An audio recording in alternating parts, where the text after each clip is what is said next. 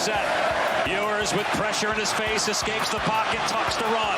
Across the 25, has the first down, stays in bounds and takes it all the way into the end zone. This is 365 Sports, powered by Sikkim365.com. From the 19-yard line, right hash going left to right. Man in motion on the edge. Here's a pass, and it's intercepted. That's Kareni Reed, and he takes it to the house on the first play of the game. 21 yards, a pick six for Kareni Reed in Utah. 365 Sports is presented by IdealMRI.com. High-quality MRIs for $497 or less. IdealMRI.com. Your health is important, so is your budget. 2nd and 7. Ball outs. Mitchell dropped it. It's scooped up by Carr. You mentioned it. The 3-time captain, Mr. Duke, has a touchdown. 365 Sports is also brought to you by Texas Farm Bureau Insurance, protecting Texans since 1952. It's an old school formation for West Virginia on 3rd and goal from the 2. They give it to Donaldson, and he is in for the touchdown. Have you subscribed to our YouTube channel? Search 365 Sports on YouTube. Brought to you by TFNB, your bank for life. Slovis under pressure, ducks away, sends it downfield. It's in the hands of Roberts, and he's loose. Chase Roberts being chased, but nobody's going to catch him. Touchdown, Cougars. 365 Sports is turbocharged by Unite Private Networks. Find out more at uniteprivatenetworks.com. Coach Sonny Dykes looking for answers to DJ Giddens. No response here. Giddens to the house. Now here's David Smoak, Paul Catalina, and Craig Smoak. All right, here we go on a new week and a new Monday. It is the last week of the month of February. This is 365 Sports.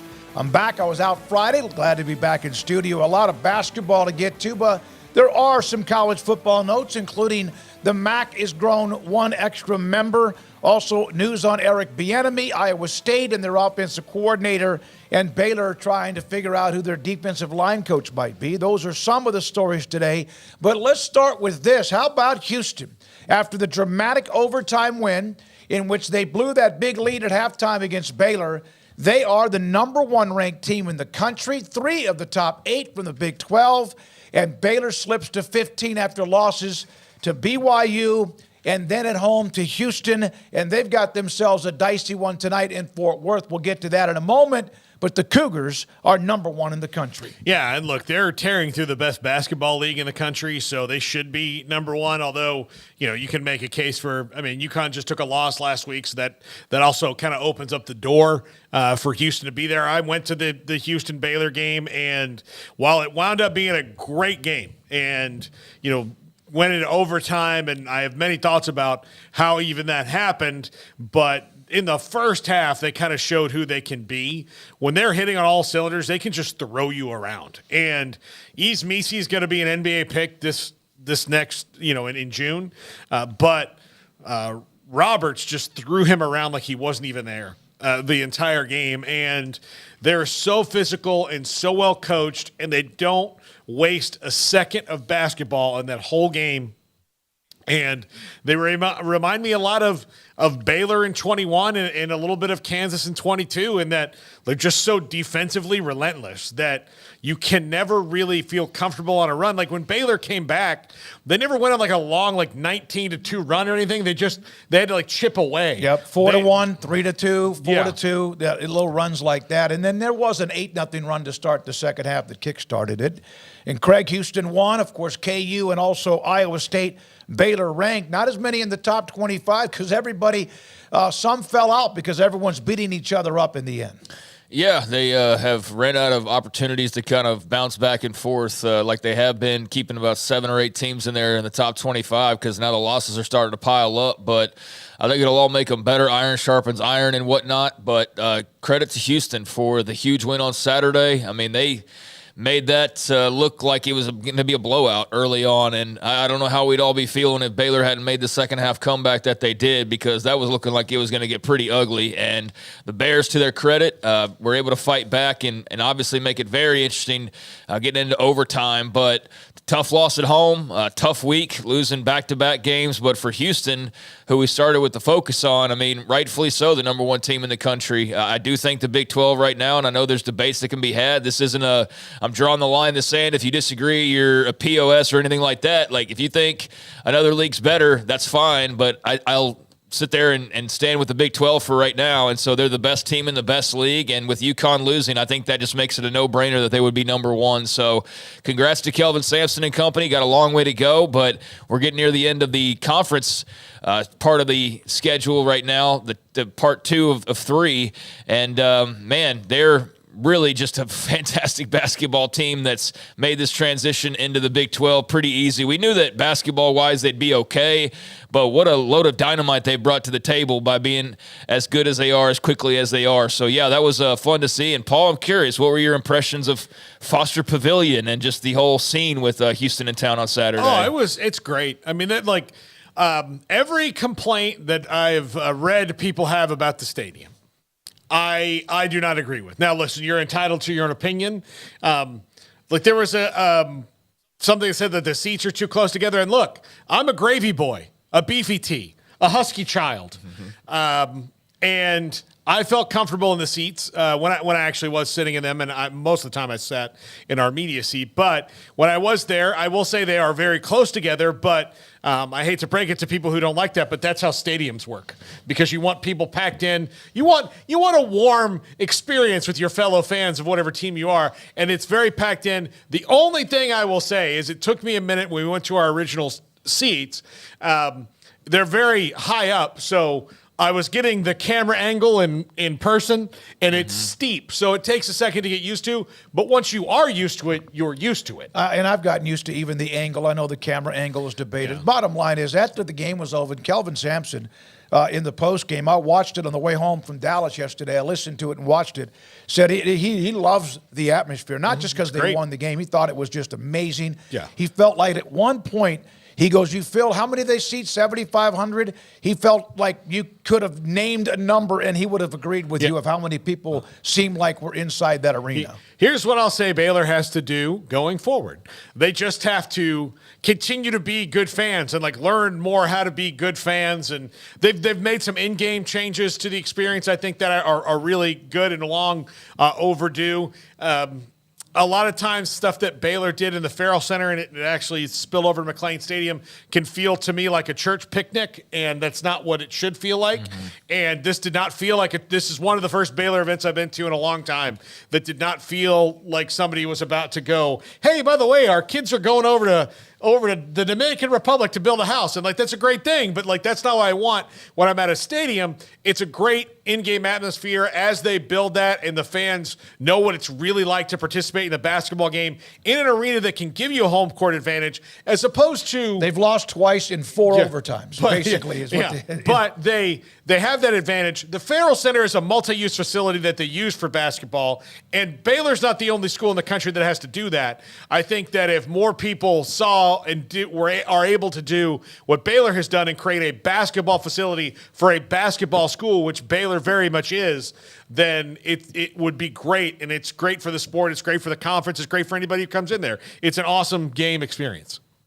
All right, so there we are. Congratulations, Houston, number one. UConn losing had something to do with that to Creighton, but they are number one in the country. Now, tonight, a couple of different games, including Baylor trying to, in basically 48 hours, less than that, much less than that, actually, because they played Saturday morning, early afternoon, is they will play at TCU, who beat them in triple overtime in Waco, and then West Virginia at K-State. That game is at 6 o'clock. By the way, Kansas State beating BYU over the weekend allowed that loss by Baylor to K-State to remain a quad 1 loss, which is a good thing. I mean, if you're going to lose a game, you don't want it to be quad 2 or quad 3 because of how they put all those particular groupings together.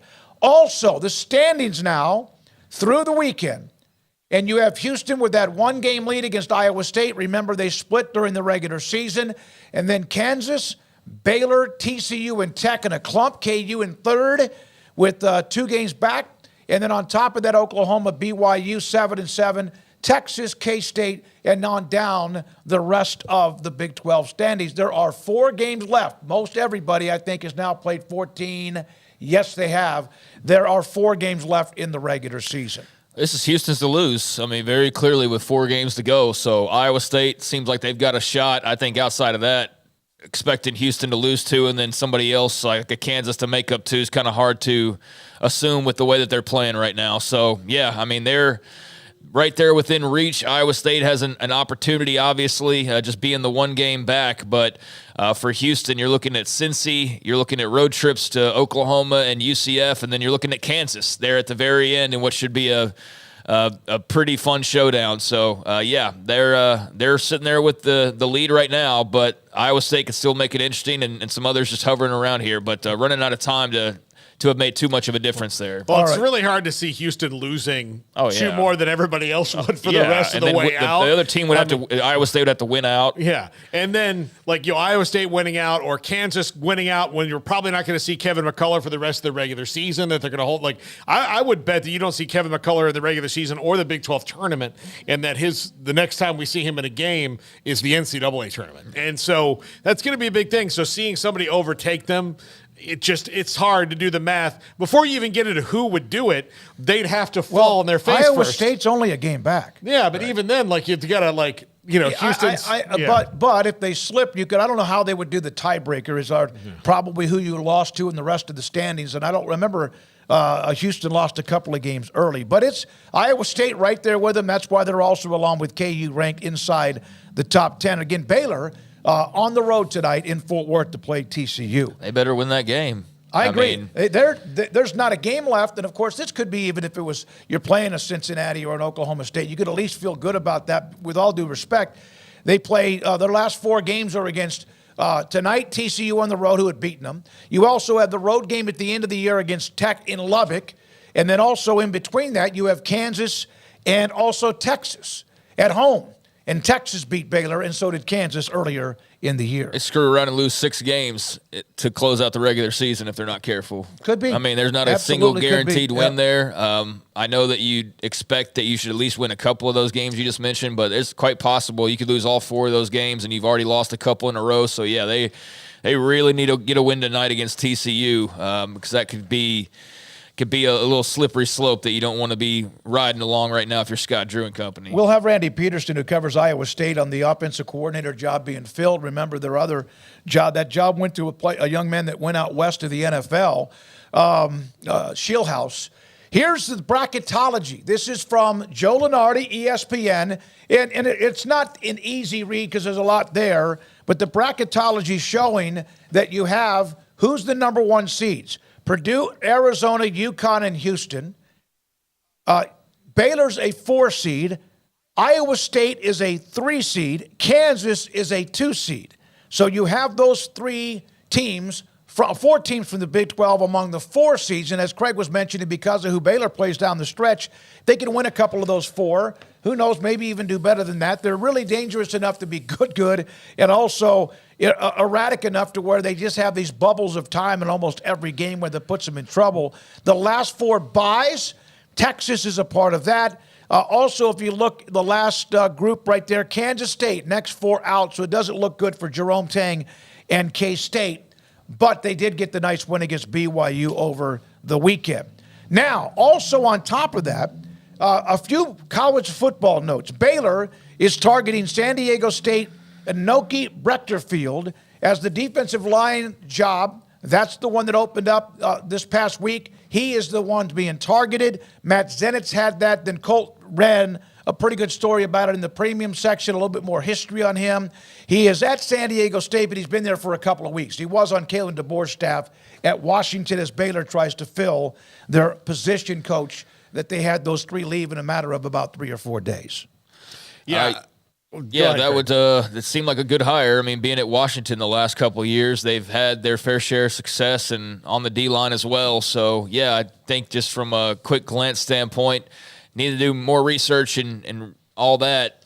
things considered, I think that would be a respectable hire and one that you'd be excited to see. And certainly you need to fill that spot sooner rather than later with spring ball right around the corner. So got a couple of weeks or a little over a couple of weeks until that kicks off. And so, yeah, this is the one missing piece now, barring somebody else leaving. But there is that domino effect that in San Diego State now needs a D-line coach. But if you're Baylor, you're not really worried about that. You just got picked apart last week by the NFL and by Kalen DeBoer in Alabama. So why not take one of Kalen DeBoer's old coaches from Washington? So that's, a good way to wrap things up for them. And DeBoer did not bring him to Alabama because he retained the Alabama position coach. Also, the connection is Dave Aranda knew Breckenfield because he was at Wisconsin back in 2015 when Aranda was in Wisconsin before he eventually went to LSU and then also to Baylor. Also, Iowa State. Remember they lost Shieldhouse. He went into the NFL.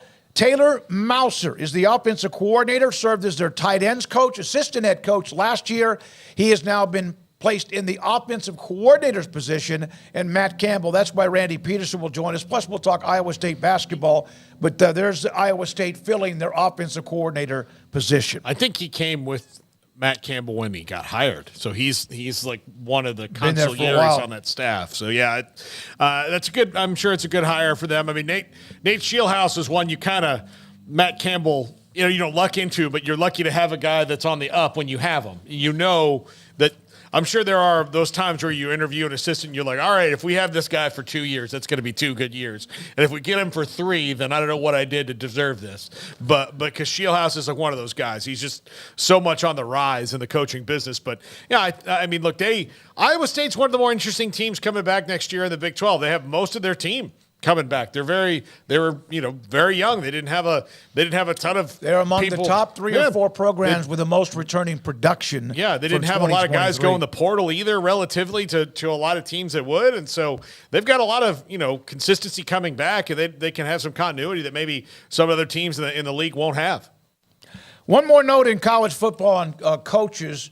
Eric Bieniemy, who's with the Commanders this last year, of course, had the long run with Kansas City, is about to join the UCLA staff as their next offensive coordinator and also associate head coach. The former offensive coordinator with the Commanders, Chiefs, and also was at Colorado early on in his coaching career. He's become kind of one of those interesting off-season topics as when it comes to people who deserve an opportunity to be a head coach, and he's had interviews and he hasn't gotten those jobs. Why, we don't know, but this last hiring cycle, now there's 9 minority coaches and 6 African-American coaches in the NFL. I'm not sure that one sticks anymore so much when it comes to Eric Bieniemy, and I really didn't think when it came to him that was the issue. Something's going on there that, we're not privy to on the outside, but whatever it is, whether it's his coaching style, and he's well known to coach people hard, and Patrick Mahomes dealt with it well, but that doesn't mean that everybody can, because Patrick Mahomes is who he is. But yeah, something is below the surface there on Eric Bieniemy that since we're not in the job interviews that he's had as a head coach, we're not privy to. But he got onto UCLA, and maybe this will be a springboard for him to get a head coaching job. You wish him the luck in getting that opportunity, Craig. Well, I mean, the Chiefs completely fell apart once he left, and then Washington thrived. And didn't change their coaching staff after 1 year. No, I mean, I like the guy. He seems like he's a really good coach, but it's going on like years now, like years of every offseason he doesn't get the job that people expect him to get. So at this point, I don't think it's them. I think it's you. And what the you thing is, I don't know. I know that the easy thing and the trendy thing to do there, at least early on, was to bring up race when it came to Eric Bieniemy. But to Paul's point, he didn't quite say it, but there's been enough hires that doesn't seem like it's the impediment that it used to be, especially for a guy who's got the resume that he has. So if he's as good as advertised and we're not missing some super personality flaw, then I don't know. I don't know what it could possibly be that's keeping him from getting a head coaching job as opposed to OC jobs still. Obviously, with Kansas City, people can read that because Andy Reid and Patrick Mahomes are so dang good that, how much credit did he get or does he deserve from that run? Maybe too much, and therefore when he interviews, it's not like the Chiefs got, you know what I mean? And so I don't know, though. It's just very bizarre because so many are clamoring for him and saying that he's deserving of it. And his resume would tell you that he's bound for one of those types of head coaching gigs sooner rather than later. But for whatever reason that we just don't know or nobody wants to speak aloud, he's still running the OC show around the game of football and now back in the college ranks. And so a very interesting hire for UCLA, one that ought to grab a lot of attention and hopefully serves them well. And then maybe that's the launching pad that will finally land him a head coaching gig if that's what's in the cards for him. But definitely a kind of hire at the end of last week, seeing his name pop up. So that'll be interesting, and that goes against the whole narrative about, NFL coaching and college coaches flocking to the NFL, which I've been very hesitant to say is an actual trend. I think we're still unpacking all the information there, but this does fly in the face of that, seeing a guy who, granted, was on his way out at Washington. Like he did not have a job, but he is coming back to the college ranks, and so it's going the opposite direction, and we'll see how that works out for him. I don't know the situation, but not that many people would have something against Eric Bieniemy, so there's something missing there, as you mentioned. And maybe he needs to take a lesser job as far as a head coaching job and not wait for a Power 5. And then again, who knows? Maybe that will pop up if he does well at UCLA. Nicole Arbach had this little nugget right before we went on the air. The Mid-American Conference today voted to add UMass as a full member beginning not this upcoming year, but the 25-26 academic year, including football. Of course, they have a nice history and tradition when it comes to, in fact, in football at times, but in basketball with who they used to be with, Marcus Camby and others. They will be an FBS. They've been an FBS independent. They're now attached to the Mid-American Conference. That note came down about an hour and a half ago. Yeah, and good for UMass, good for the MAC for expanding, and we'll see. UMass, I always think of Marcus Camby in that team. That's what you said. Yeah, I always think of Marcus Camby like you do, but I always think of Marcus Camby when I think of UMass. That football is not really something to write home about for them, but that might be a better fit for them in the MAC, which has some good football from time to time.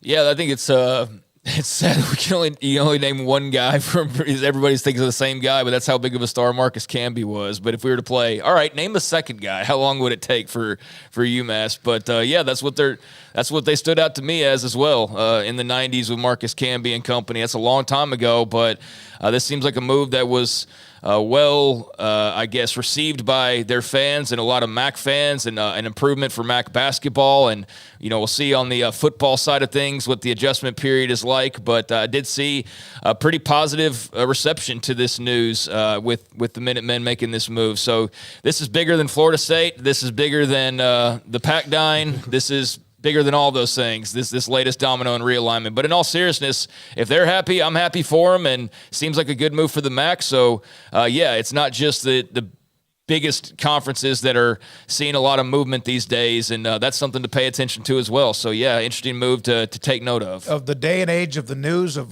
college football having that video game coming out, the first thing I thought, one of the first responses, I cannot wait to have UMass run the table as a part of college football 2025 edition. Yeah, I mean, it's exciting to be in a conference. The independent thing is fine, but you see all the independents, and I know this is why some people also believe that Notre Dame will also okay, but I will maintain that Notre Dame's not BYU, and they're not UMass, and they're not this other independent schools who have chosen to either remain independent or eventually join a conference. So, I think it's smart on UMass's part to get everything situated, and we'll see what other kind of effects there are as far as that goes. But, there are a lot of – I've seen some of those NCAA posts as well, and, all the teams are going to be in that game, so you'll get to play with UMass in their new conference against their new rivals, and that'll be cool when that comes out this summer. I think Calipari may have been coaching at UMass. Was he at UMass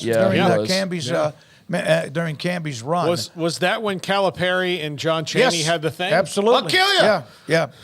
Yeah. Julius freaking Irving went to UMass. Never heard of him. I didn't think about that because I picked him up when he was in the ABA. Basketball or medical school?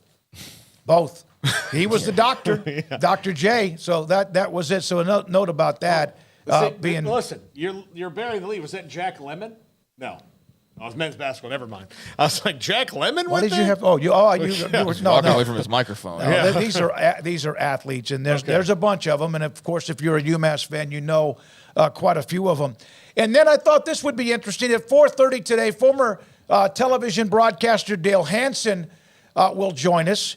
This was, and again, this is not like the 50th year or the 30th year or the 25th year, but this is a timeline that came up in my calendar yesterday when I got home and opened up my laptop. And it's the 37th year.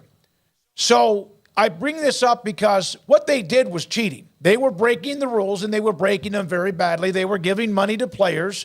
And, of course, after Friday's ruling that you can use NIL as inducement in what we now see in college athletic, it just made me think, imagine, and again, what they were doing, they were cheating, and they got caught with it. Hansen had a lot to do with that. He will join us today at 4:30 just to kind of discuss the differences we've seen now in less than 4 decades with what's allowed in college athletics. My apologies to baseball legends Gary DiSarcina and Mike Flanagan as well for not remembering that they went to UMass. So there we are, the death penalty. It was on this date yesterday in 1987. He will join us today at 4:30. I think that pretty much sums up pretty much all of what's going on as far as any. All right, let's get to this topic. We'll break before Randy Peterson. We do this now in really sports or even in America. Something happens and we just latch onto it as if it is that we're going to fix it immediately after years and years and years. The court storming with Duke in that game on Saturday.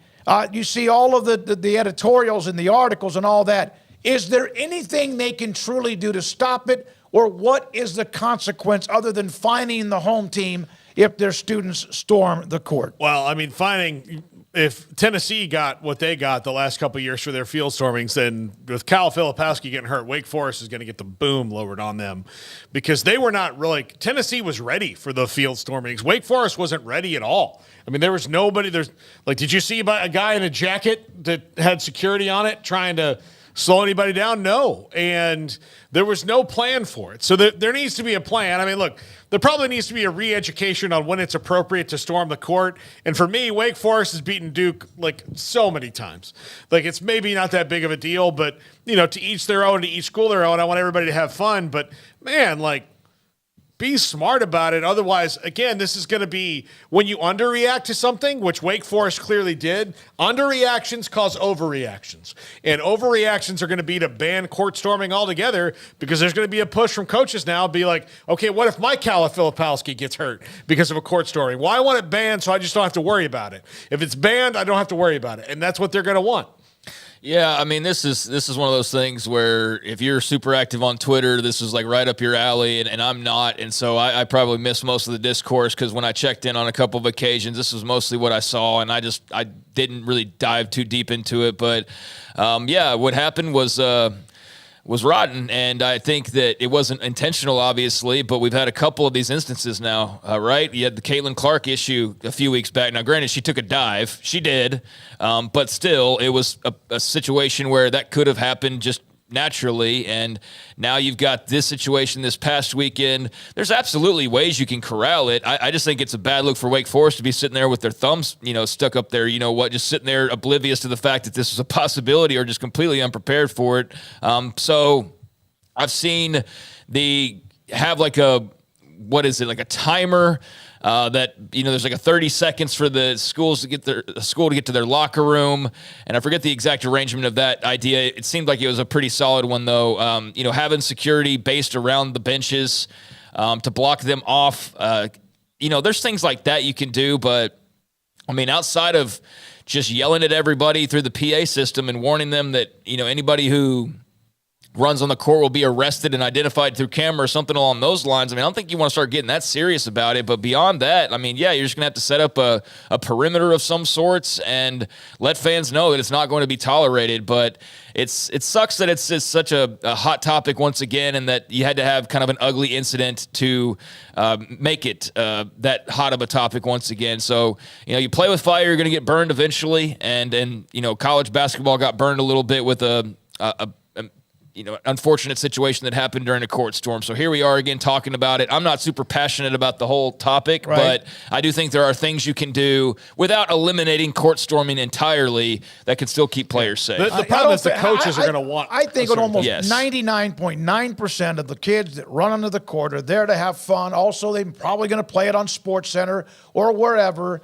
But there may be one or two that are looking for something. I saw that. I don't think the Caitlin Gottlieb, I just went blank. Clark or this one was anything personal. I saw Filipowski said he thought it was personal.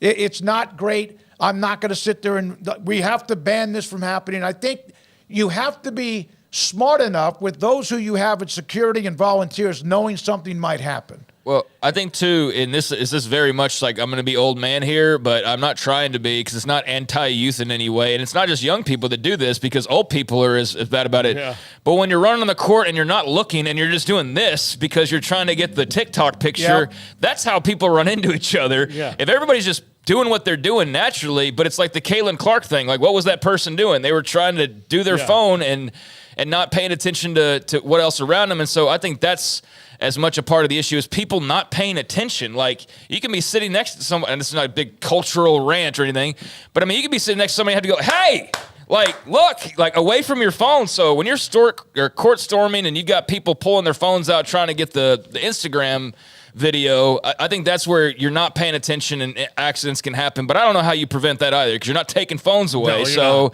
I hate that it would have to swing all the way to just it's banned entirely.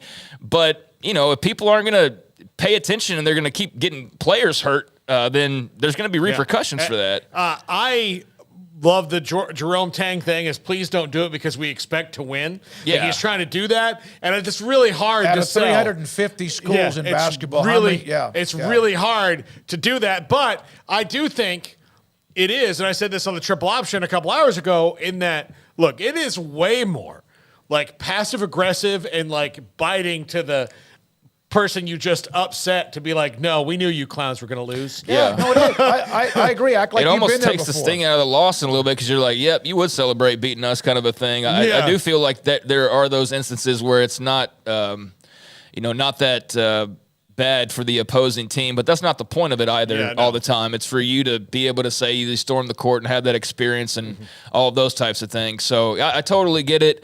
I just don't think people pay enough attention and too worried about, getting the video or the picture. And so that's kind of played into it. And just in general, when you got that many people running the court, phones or not, that's also going to, create a situation where sometimes some situations like this past weekend can occur. So I'm sure it'll remain a topic, and we'll see if they actually do something about it. But I certainly don't have the overall answer as to what should be done. Yeah, it's a debate. Some people are going to go clamp down on it, and some are going to go, there's really not much you can do, but just be smarter. And that's acting as if most of the kids are going to do that, and they're not. All right, Randy Peterson, the voice of TCU, Brian Estridge, his thoughts about the Frogs, and also Gary Patterson in Waco. Dale Hansen, John Cooper, the NFL Combine begins later this week. His thoughts about that and focus in on specific things that he has seen or what are the you better do well here. Eventually, there's also the pro day and much, much more, and also personal workouts for players, prospects with NFL teams. And Kendall Count will join us at a little after 5:30 to discuss Big 12 basketball and Paul's top 5, too. And yes, if we have time, we need to discuss the Cam Newton situation yesterday at a 7-on-7 football camp in competition. Crazy stuff. This is 365 Sports. IdealMRI.com. Two things. They'll find out what is hurting you. Your doctor orders an MRI. You tell your doctor, please send that to Ideal MRI in the Central Texas Marketplace in Waco, just off of I-35. If you want a good look at what is hurting you, ligament, muscle, something else, and I had this hip that I've been dealing with now for about a year, and the MRI I had a couple of years ago is still clean enough where they can see that there's some narrowing in my vertebrae at the lower part of my back. But maybe it's a new injury. Maybe it's something that your body, wherever it's hurt, is puffy. Something's not right, and you talk to your doctor, orthopedic surgeon, or otherwise they want an MRI, you ask them to make sure they contact Ideal MRI. $497 or less every single time. saving you a lot of money, hundreds and hundreds of dollars. The average MRI is $1,100. Rob Maxey, Dr. Rob Maxey and his staff of partners, it's idealmri.com. Are you ready to conquer the road in style? Well, folks, you asked for it, and now you've got it. It's Ram Truck Month at Allen Samuels in Waco, and we've got some deals just for you. Get ready to roll with 0% financing for a whopping 72 months on the 2024 Ram 1500 Crew Cab Lone Star. But wait, there's more. We're slashing prices on all the 2023 Ram 1500 Limited Crew Cab 4-wheel drives. Get a jaw-dropping $15,000 off MSRP. Let's show some love to our brave first responders out there. As a token of our appreciation, first responders get an extra $500 off. And let's not forget the Ram 1500, the most luxurious and technologically advanced Ram 1500 ever. So don't miss out on these incredible deals during Ram Truck Month. Swing by Allen Samuels in Waco today and drive home in the truck of your dreams. But hurry, because these offers won't last long. Ram Truck Month is happening now at Allen Samuels. Stepping into a new pair of boots is great, but stepping into the boots of a U.S. Army officer can also add confidence and leadership skills to your son or daughter's career path. There are more than 150 occupational specialties to help them find the best fit for their future. See all the things your son or daughter can achieve in our boots at GoArmy.com. U.S. Army Waco Recruiting Company, 254-598-8131 or 254-776-1543. Our good friend Brad Boozer, Boozer's Jewelers here at 365 Sports. Now, Brad, people who watch and listen to our show know I'm a double-time customer for you, engagement ring and wedding band, and you guys do that great, but that's not all you do at Boozer's Jewelers. Absolutely, and I always like to say, it's a new year. It's a great way to start the year out.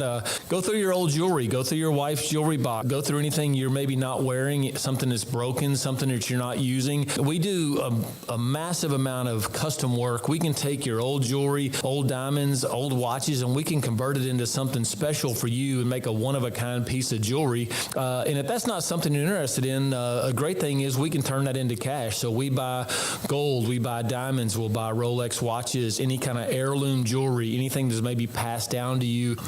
Boozer's Jewelers, where do they find you, Brad? We're at 1025 North Valley Mills Drive, right on the corner of Lake Air Drive and Valley Mills with the big clock on the corner.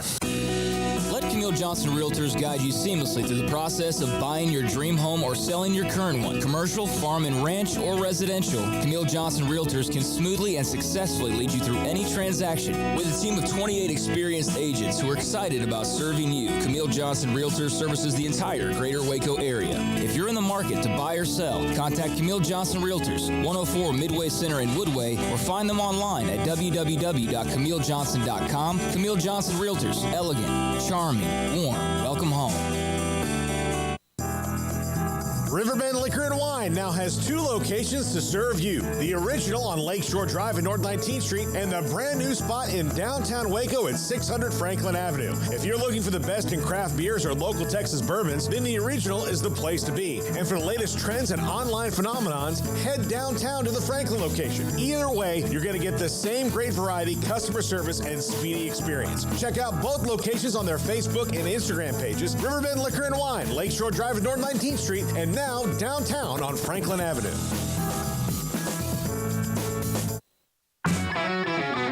This is 365 Sports. The 3 o'clock hour is sponsored by Waco Custom Marketplace. Meats, sweets, Texas treats, and a cut above the rest. 425 Lake Air Drive, Waco. 365 Sports on this Monday. We have gone deeply into the college basketball from Houston, KU, and also Iowa State, top 10, Baylor, 15 games tonight, the bracketology, the standings, and more. Randy Peterson, Des Moines Register, joins us on 365 Sports, and we will get into basketball because Iowa State's got one hell of a team. Randy, thank you. How much was the loss of Schillhouse to Iowa State? I know they made Mauser. He's now the offensive coordinator, but how much of that was kind of at least a little bit of a gut check? I don't know about a gut check, but it was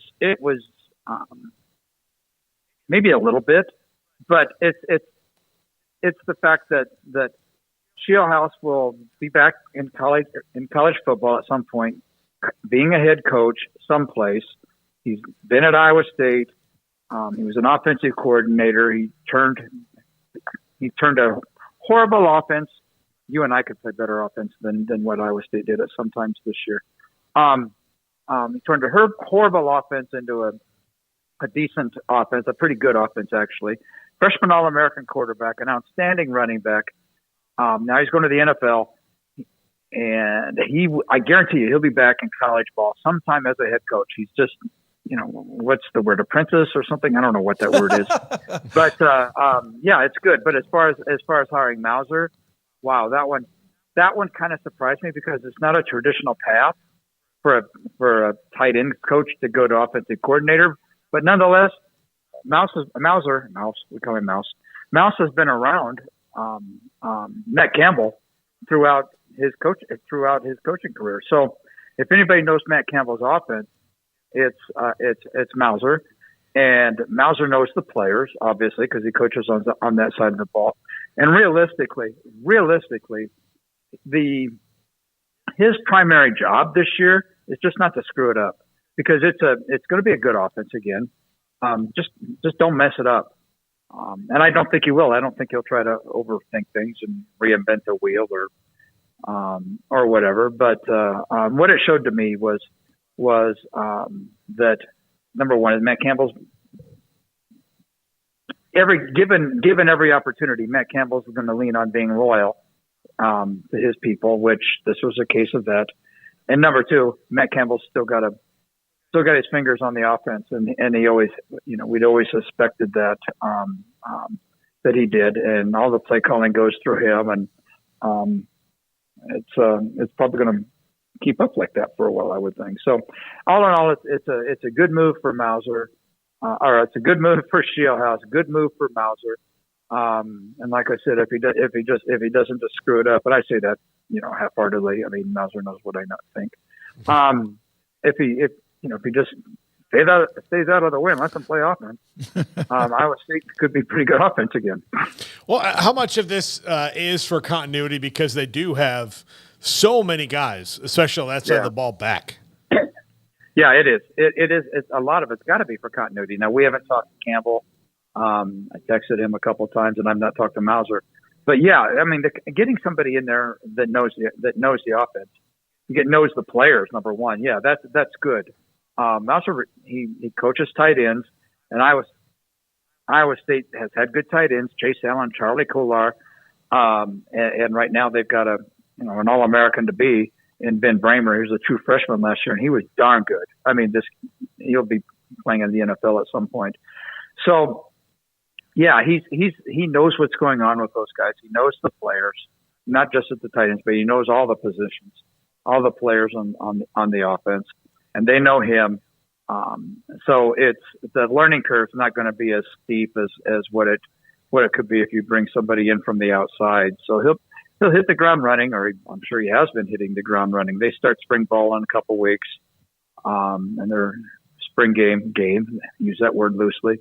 Their final spring practice in the stadium will be April 20th. So Mauser's got all summer to work with the guys also. So yeah, but continuity, I'm sure, played a huge part in it as well. Randy, what's sort of the discourse? We haven't checked in on Iowa State a little while, but what's the talk about Rocco Beck after what he showed last season? It's off the charts wonderful. I mean, Iowa State fans are Iowa State fans. They get excited about things like this, and they're excited about Rocco. They're excited about the receivers.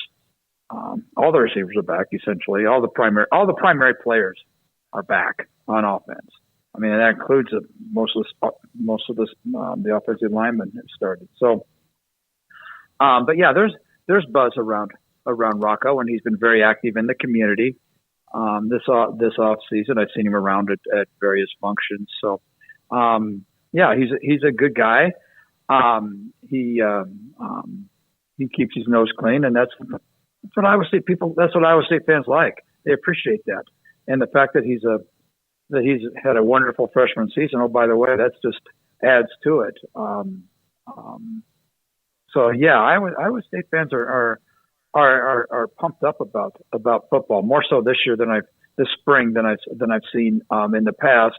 But now they're equally or pumped up even more right now for basketball also. So I mean it's if you're an Iowa State fan, you're enjoying this spring. Or this spring, it's 80 degrees today. You're enjoying whatever this is, fall, winter, spring. I don't know what it is. You're enjoying this time of year. It's winter time, but it's the spring semester. I've always kind of wondered about that. Yeah, yeah, exactly. And it's 80 degrees here in Des Moines today. In Des Moines. So well, speaking of hot, it's probably 100 down there, but yeah. Well, the Cyclones are red hot, ranked in the top, number 8, and then obviously right behind Houston, who had the dramatic win in Waco on Saturday, and they're just so explosive, but they're better than that, aren't they, Randy? They're not just a team that can score. They're really, really a solid team from pretty much every part of the game. Dude, I've been covering Iowa State for a long time, as you know. And I remember back in the days when, God love him, Johnny Orr was coaching. I mean, God love Johnny. His teams would score 95 to 100 points. And if they got beat, he'd say, "Woo-wee, we put up a lot of points today, didn't we?" They'd get beat, but fans wanted to see points back then. And so that's kind of the way I was brought up covering Iowa State. And it continued that way with for a while. And then with Eustace coming in and Tim Floyd, they started putting some emphasis on defense. And then Hoiberg didn't know a zone from a man to man. I mean, I say that affectionately, but I mean, they went back to playing offense then. But TJ right now, they're playing, their defense is off the charts. I mean, it is absolutely off the charts. Here's an example. I just looked this up. In the last 16 games, 16 home games. In the last 16 home games, they're 16-0 this year at home.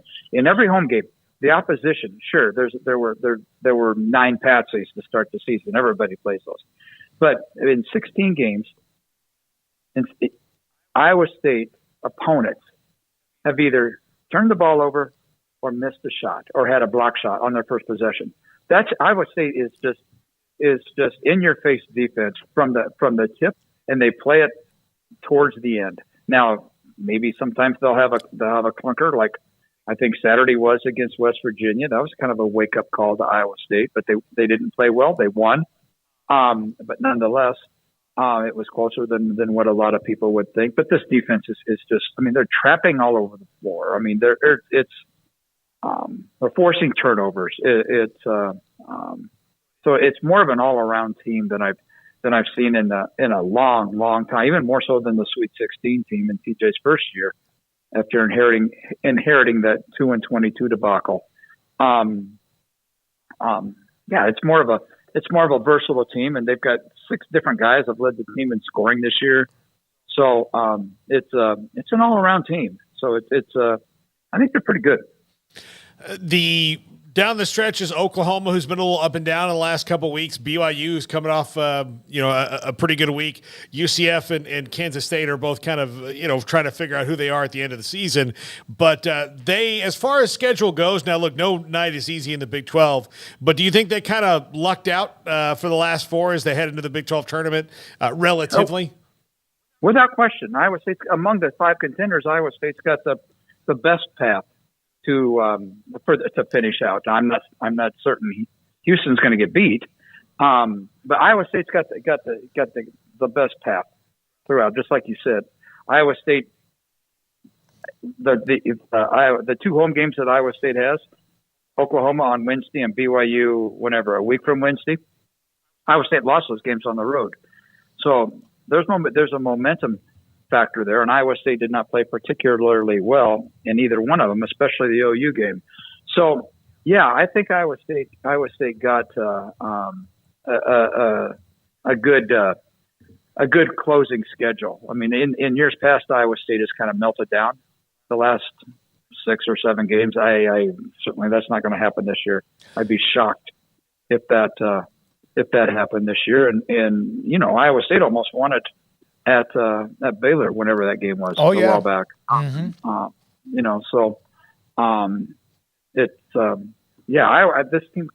This team's been is very resilient in everything it does, and I could certainly see them being a 1 or a 2 seed in the Big 12 tournament, and a 2 seed, a 3 seed, if the wheels don't fall off in the NCAA tournament. Now I don't know about fans down there, but fans up here are just now are starting to get in tune to the fact that, oh my gosh, there's an NCAA regional in Omaha, which is 2.5 hours from campus. Oh my gosh, there's a campus and there's a regional in Omaha. Let's see now. What's Iowa State need to do to get there?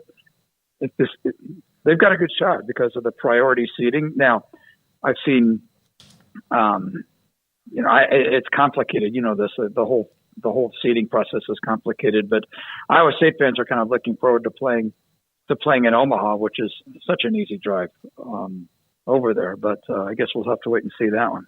Randy, one more question from Canelio in the chat about J.J. Cole, former Elite 11 quarterback, and he's sitting behind Beck. But what kind of player he could be? Obviously, it's Beck's job, but what they expect from Cole? It's a great question. We talked about that. Travis Hines, who also covers Iowa State, we talked about that on a podcast today. J.J. Cole came to Iowa State as a 4-star. He's a true freshman last year. 6'7", 220, 25, whatever, quarterback. I don't know how much he can play. Unless something happens to Rocco, he's talented. He's very talented. I saw him play multiple times in high school.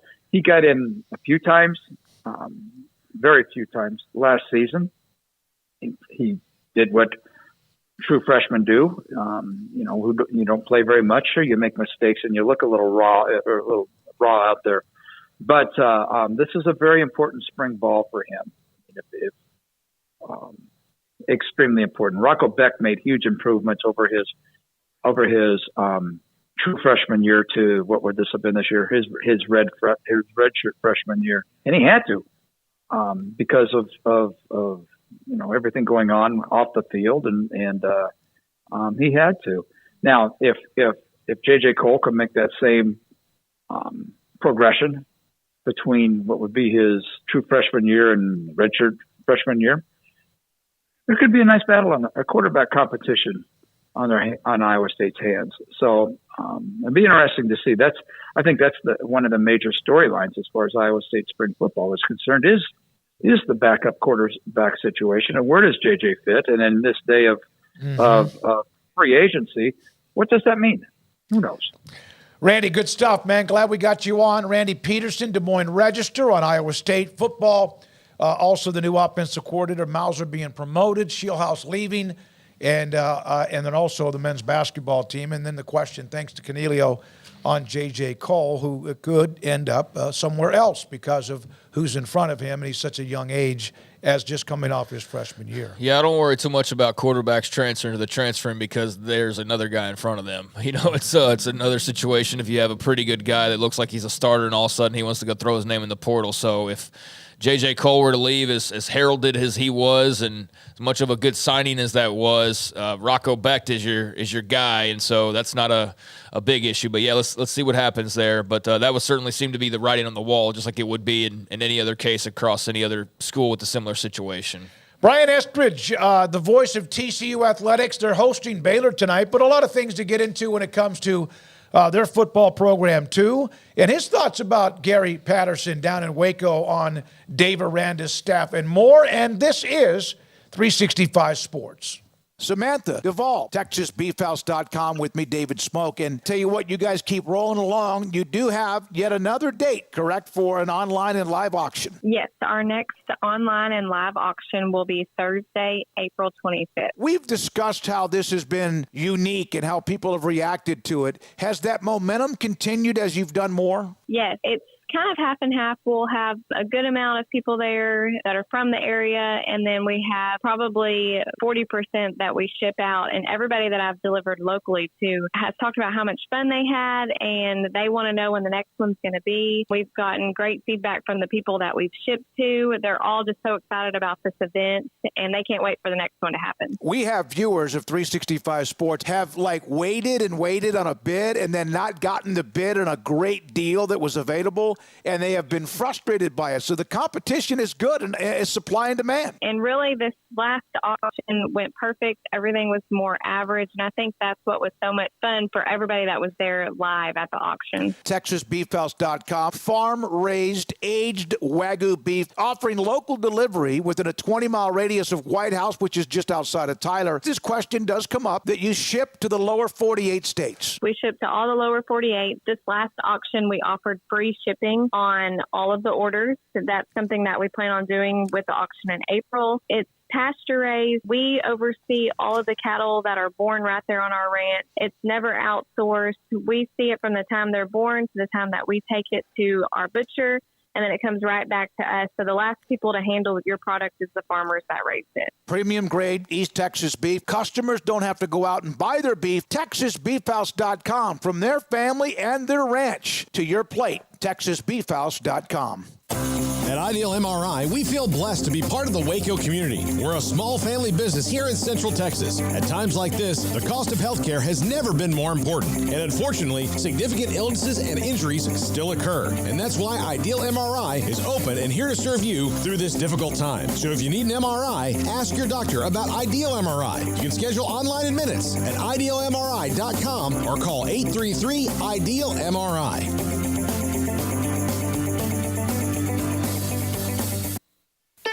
Don Humidor, your home with a 48-foot walk-in humidor with the elite cigar brands from around the world, including the #1 cigar of the year, Aging Room Cuatro Nicaragua. Plus, they have the great brands like Macanudo and Artur Fuente, Rocky Patel, Aston, and so much more. CBD, great for sore muscles, aches and pains, sleep, Vita Dreams, and anxiety, mild depression, general health and wellness. Their staff very knowledgeable on the subject. If anyone is curious about CBD, ask Carol and Ashley. Don Humidor in the Townwest Shopping Center off Valley Mills in Waco.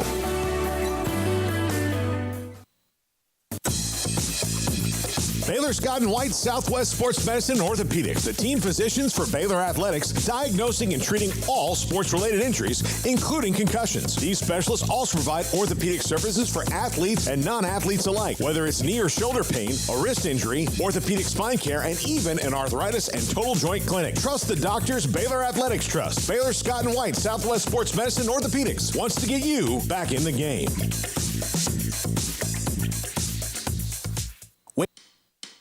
This is 365 Sports. The Sikkim 365 app is brought to you by Allen Samuels Dodge Chrysler Jeep Ram Fiat. Come by, let's be friends. He is the voice of TCU Athletics. Brian Estridge, joins us on 365 Sports. And right now, you don't care about anything we're asking you. Tell everybody what you're doing. This is exciting. Hey, fellas, I'm sitting here. I'm waiting on you guys to call because I want to talk to Smoak and Paul. That's all I want to do all day long. And then my kid comes in out of the bullpen for Air Force against UNC Wilmington, throws one pitch and the phone rings. I'm like, oh, perfect time to talk. we could push you back a little bit if you want us to. No, we're all good. Let's talk some hoops. We got a big one tonight. Yeah, and TCU probably coming off the momentum of winning in Waco, that triple overtime game, and they just kind of keep doing their thing. How have, in your opinion, they held up to what is the sledgehammer of the Big 12? You know, I think for the most part, the record kind of speaks for itself. You know, very similar to Baylor. I think it's so hard to win on the road in this league. You got to hold serve at home. Frogs are able to do that in their last outing against Cincinnati and get the 18-point win. And so, you know, I think you're going to have some stumbles in this league. We know that. Look at Kansas's record. Look at others around the league. So you just got to kind of do what you can do. And so if you're showing improvement, and I think that's what Jamie's fired up about, the fact that defensively they've gotten better. And if you're showing improvement, I think that's what they want, and that's what he's looking for, and that's what he's gotten so far. Brian, you know that they they lost a lot from last year. You thought of scoring and how they're going to replace this, but they have seemingly not missed a beat. They don't seem to be that much of a different team with this new roster all year long. And I thought that, losing Miles and losing what they've lost over the last couple of years, that would maybe set them back a little bit, but they've really built a very deep roster and they get a lot of contribution from the bench, which you can't say about some of the even better teams in the Big 12. Yeah, I think you're right. I mean, I think that the fact that you've got, 10 guys, which is essentially what they are, they'll go 10 deep, that are interchangeable. Jamie likes to say he has 10 starters, and they are, able to kind of play any game you name. And I think that's been real effective for him. And so, are the guards as good as what you had last year with Miles and Damian Ball? I don't know. They're different. Avery Anderson from Oklahoma State, Jameer Nelson was a real scoring guard out of Delaware. And then, of course, you got Trey Tennyson out of Texas A&M Corpus Christi, who's the second best three-point shooter in the league. They're probably, that combination, and that's what he's been doing. He's trying to find that combo that works every night. And so I think that's been good for him, and I think he benefits from a lot of veterans too. He went out and he got some guys that have played a bunch of basketball. And, they always say in basketball, you want to get older, right? And if you can stay old in basketball, you can be successful. And right now they've been able to do that. And I think it's paid off for him. I was at the game, the triple overtime game at the Foster Pavilion, and Nelson, who, of course, his father was really good, he at times can take over a game at that position. I'm not saying all the time, but is he kind of the dog when things are going?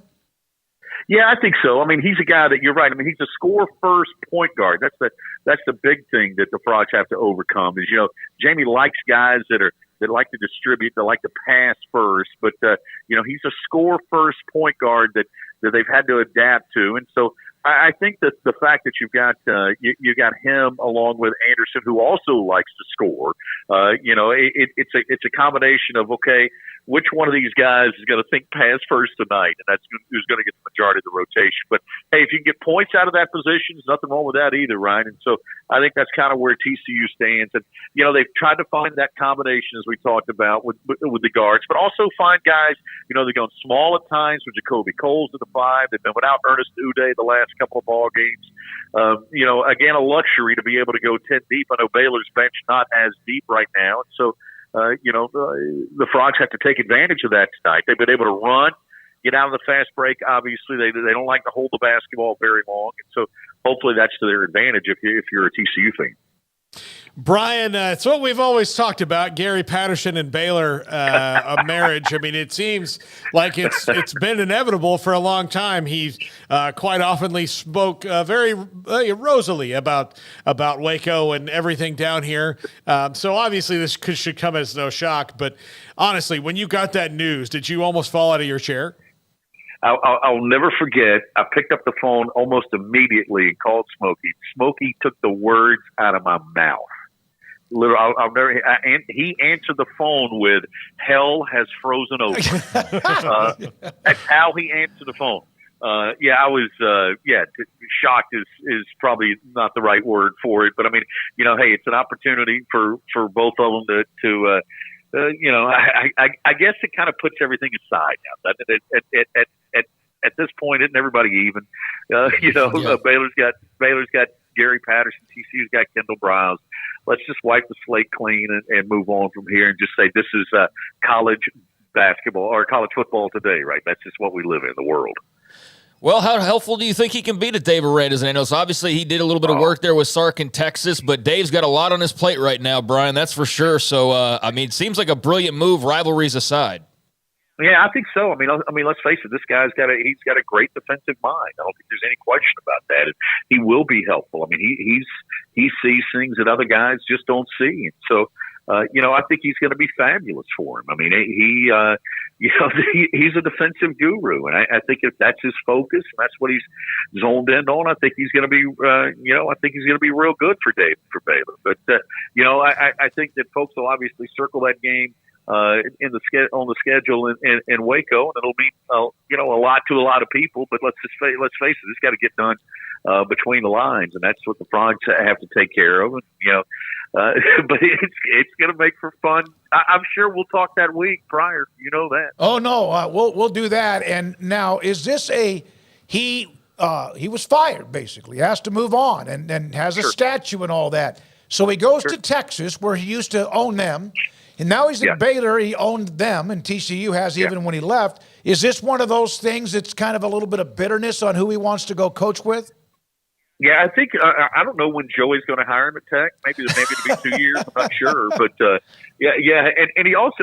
Hey, I will give him credit though. He also goes to those two schools when he knows he doesn't have to come to Fort Worth. Both times TCU has played Texas on the road, and TCU plays Baylor on the road. So that was a smart decision as well. So let's just face it. I mean, you coach in a league so long, you build those relationships with coaches. That's who you know, and they know you, and they know your skill set and your expertise, and so of course he's going to be, he's going to be a guy that they look upon as okay. He can help us, and so knowing the league and that familiarity, I think, is huge. And so I can't blame Dave Aranda 1 second for making that move. Do you think that this is kind of what he's going to do? Is be a consultant at this point in his career? I think he'd like to be a head coach again. He was real close on the Houston job. I think he would like. I mean. That's not based on a conversation he and I've had. That's based on I know how he is, and I know how coaches are, and coaches want to coach. They want to be head coaches. Mm-hmm. And I know he thinks he still has a lot to give to the game, to give to athletes. So I think he wants to be out there. Now, I think he's also smart enough to not take any job. I think it's got to be the right one and the right fit. And, getting an opportunity at Texas, now an opportunity at Baylor, you get to go through the car wash, as they say, right? Now, whenever guys go to Nick Saban, they go through the car wash and get another chance. Maybe this is the car wash that he needs, and he gets an opportunity to become a head coach again. Brian, I was looking at got Combine coming up, 6 frogs. I mean, it's obviously not going to be like it was last year, which was just a banner year in every way, shape, and form, but 6 guys is still pretty healthy. Of the 6, Jared Wiley, Amani Bailey, Josh Newton, Andrew Coker, Brandon Coleman, Millard Bradford. Who will TCU miss the most next year, and why? Jared Wiley, I think to me is just one of the better. You guys know him well from Temple. I mean, I just think he's a terrific tight end. He's a prototypical NFL player. He was a great leader in the locker room. He bought into what Sonny Dykes was selling at TCU, and from day one, and talked about his experience here. I just think that is an NFL player. Obviously, Amani Bailey was productive as a running back. Those 2 offensive linemen were terrific as well for the last several years. But to me, Jared Wiley's a guy that you just look at and he stands out, and you go, okay, that guy right there. Going to make a lot of money on Sundays, and I'm looking forward to watching him too. I really am, because I do think that even though the Frogs used him a lot, I just think he's a guy that could be used more, and he's just got a skill set that lends itself to that league. And I think he's going to be a special player, and I think he's going to make folks in Central Texas really proud. How did your son finish the inning?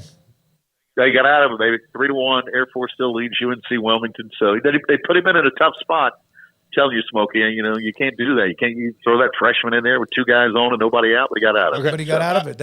I need a scouting report. So say I'm going to dig in from the right side of the plate against Baby Estridge here. What am I seeing? From Estridge, what are you seeing from him? Well, you got a 6'3", 220-pound hard throwing righty coming your way. So he throws a slider and a 4-seam fastball. So just be ready for that. Where in the hell did he get 6'3" from? How Smokey? You've been to have you never met our UPS guy? I thought you did. Stop. Hey, right-handed 6'3". Pitchers are getting taller and taller the last 10 years, man. You got guys 6'7", 6'8", 6'9". Oh, I know. They're huge. They're getting huge. Hey, there was also a note. Kendall Cowd, who covers Baylor basketball, had this note about Baylor donor Bob Simpson, who is now also doing a lot with TCU Athletics. I think he's contributed a lot of money for Kaz Kazadi. Yeah. So give us a little background on that story.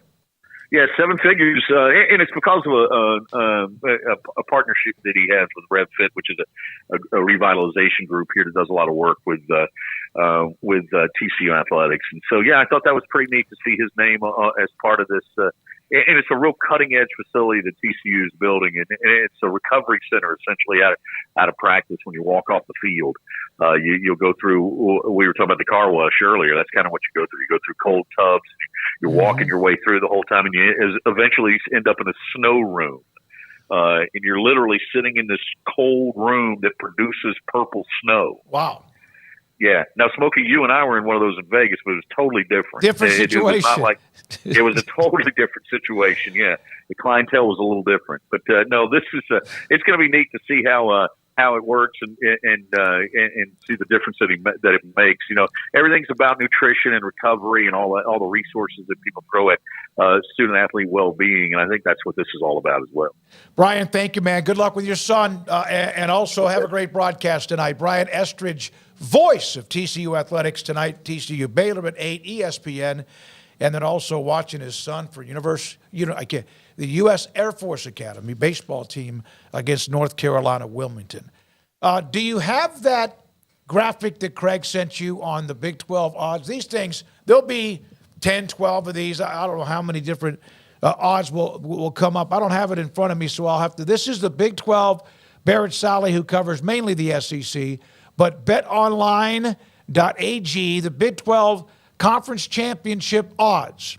K-State, Utah, Kansas, and then Arizona and Tech are among those with single or better odds to win or to play to win the conference championship in 24. Yeah, UCF, interesting that they're kind of just right out of it. Iowa State, we just talked about. Oklahoma State, who played for it last year, kind of in the middle. Like, again, Vegas kind of feels how I think we do about Alan Bowman a year two. It's just, that's where I feel at Oklahoma State. I think everything else is going to be fine, but thinking Alan Bowman's going to be healthy for a second year in a row, to me, is just a big mental stretch. But I think Kansas State with Avery Johnson's got to be your favorite early on. And then when you see Utah, especially given if Cam Rising can come back and be the Cam Rising we saw 2 years ago, that's going to be a really special team to watch. And Kansas with a healthy Jalen Daniels is a team that is going to be really tough to beat. I think they're going to be good whether Daniels makes them even better, but I think they're going to be good no matter what, just the way that Leipold's built that team. Yeah, just starting off with the top tier there, the single digits. Kansas State, Utah seemed like the no-brainers. I think Kansas could get some conversation, and rightfully so. But I think that there are, some question marks, particularly with Daniels' health and not having the Jason Bean option that you were able to rely on so often. So what does that look like? But, even if Jalen Daniels is back and fully healthy, I'm not quite ready to put them over Kansas State or Utah. But having them there at number 3, I think, is more than fair and a great spot for them to be in.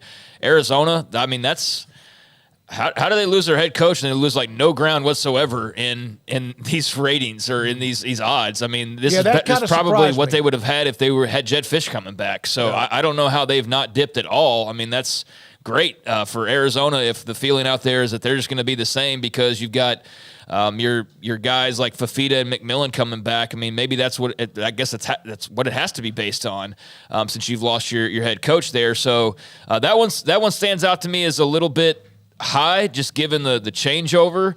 Tech, I mean, it's year 3 for Joey McGuire and company. They came out of the gates last year in the offseason, like really hot and heavy and promoting and the feeling of they were going to be right there in the thick of things in the Big 12 race. Recruiting's going really well. They didn't end up really being in the Big 12 race, but you've got Micah Hudson rolling in. You got Taj Brooks coming back. You got Baron Morton coming back. I mean, they definitely have a couple of areas where they need to continue to improve. But I think that there's enough coming back with Texas Tech that, you feel like they're going to be able to line it up and run Taj Brooks. And then on occasion, Baron Morton's going to be able to hit some big passes or some big runs. So they make sense. And UCF, that is also one that's a little bit high, it feels like, as far as that. I guess I'm already going past that top group now, the single digits. But we could go. I mean, there's UCF seems a little high. I think Iowa State is going to be really, really good. I think Oklahoma State is low. I get the whole if Alan Bowman can stay healthy, but he did just stay healthy for the most part last year, and so. Why are we ignoring them and pretending like not everybody's coming back on a Mike Gundy-led team? I don't understand the thought process here. Maybe I need to look at their schedule and there's something that I'm missing, but I don't know. I feel like you're giving the benefit of the doubt to some other teams, and to not give them one at this point with all that they've done is just kind of stupid, honestly. So there's something that I'm clearly missing because I feel like they should be a little bit higher. But we could go on and on and on with this. It makes me still get like anxiety thinking about trying to pick 1 through 16 when we get that ballot sometime in May or June from the Big 12 office. And that's an ugly number for BYU. I mean, that's one where when we did our little over-under win totals, I think I went over with them, and then that we went into a weekend, I think, and that one I felt weird about saying at the time because that one I'd honestly not really given a whole lot of thought to because, I mean, we're talking about 16 teams here, so I thought I had, and then we got to it, and I was like, oh, shoot. And I was like, over, because I just feel like they're going to be better than last year, and then at the same time, I stewed on it a little bit, and I can totally see how you'd go the opposite direction with BYU at this point. So that's one that I might very well change later this summer. We'll see. We'll see what happens the next few months, but don't love it seeing them in last place if you're a BYU fan, that's for sure. Question from Lorenzo Hayes. Where would KU play if they happen to get into the playoff? It's Children's Mercy Stadium, and also they'll play some games this year at Arrowhead where the Chiefs play. I'm sure when they're not at Arrowhead, it's when the Chiefs. When the Chiefs are playing maybe a game that week. Yeah. I think it's 5 at Arrowhead and 2 at Children's Mercy in Kansas City there. So, yeah, they should look, they're going to be good. I can't the playoff and then host the game is what the question is. Yeah, where would they play if they were a team that was in the playoff and had to play a game at home in the first round? Had to, but had an opportunity to play a game at home in the first round. Colorado at 51. I can't wait for the media member who asked that question. Yeah, that's and what the response comes after that. Yeah, I'm sure he'll just use it as fuel. I mean, it's whatever. It's a preseason Vegas odd. I mean, it doesn't really matter in the long run all that much, but I'm sure that it will be used like every other tiny little bit of disrespect is. I mean, we've practically got coaches that are pulling like a tweet from just some completely random person that, could be like a 12-year-old who's just talking trash, and they treat it like it was said by the ghost of Keith Jackson or something. Like Kirby Smart did before TCU. Yeah, like Kirby Smart's total BS rallying cry. I mean, you're a great coach. You know what you're doing. You're the man. But like the disrespect card being pulled by Georgia is just ridiculous. I mean, it's just ridiculous. There's no reason for that. But hey, I'm not going to doubt Kirby Smart. But yeah, I'm sure that'll be used as a disrespect thing by Dion or whoever else on this list. I mean, Willie Fritz, 100-1. I think they're going to be much better with Willie Fritz at the helm. Just nerves-wise, record-wise is another story, but that one's going to be really interesting because I don't know that I feel like they'll finish right there at the very bottom with the changeover, but who knows? Who knows? All right, so there we are with that. Craig saw that earlier.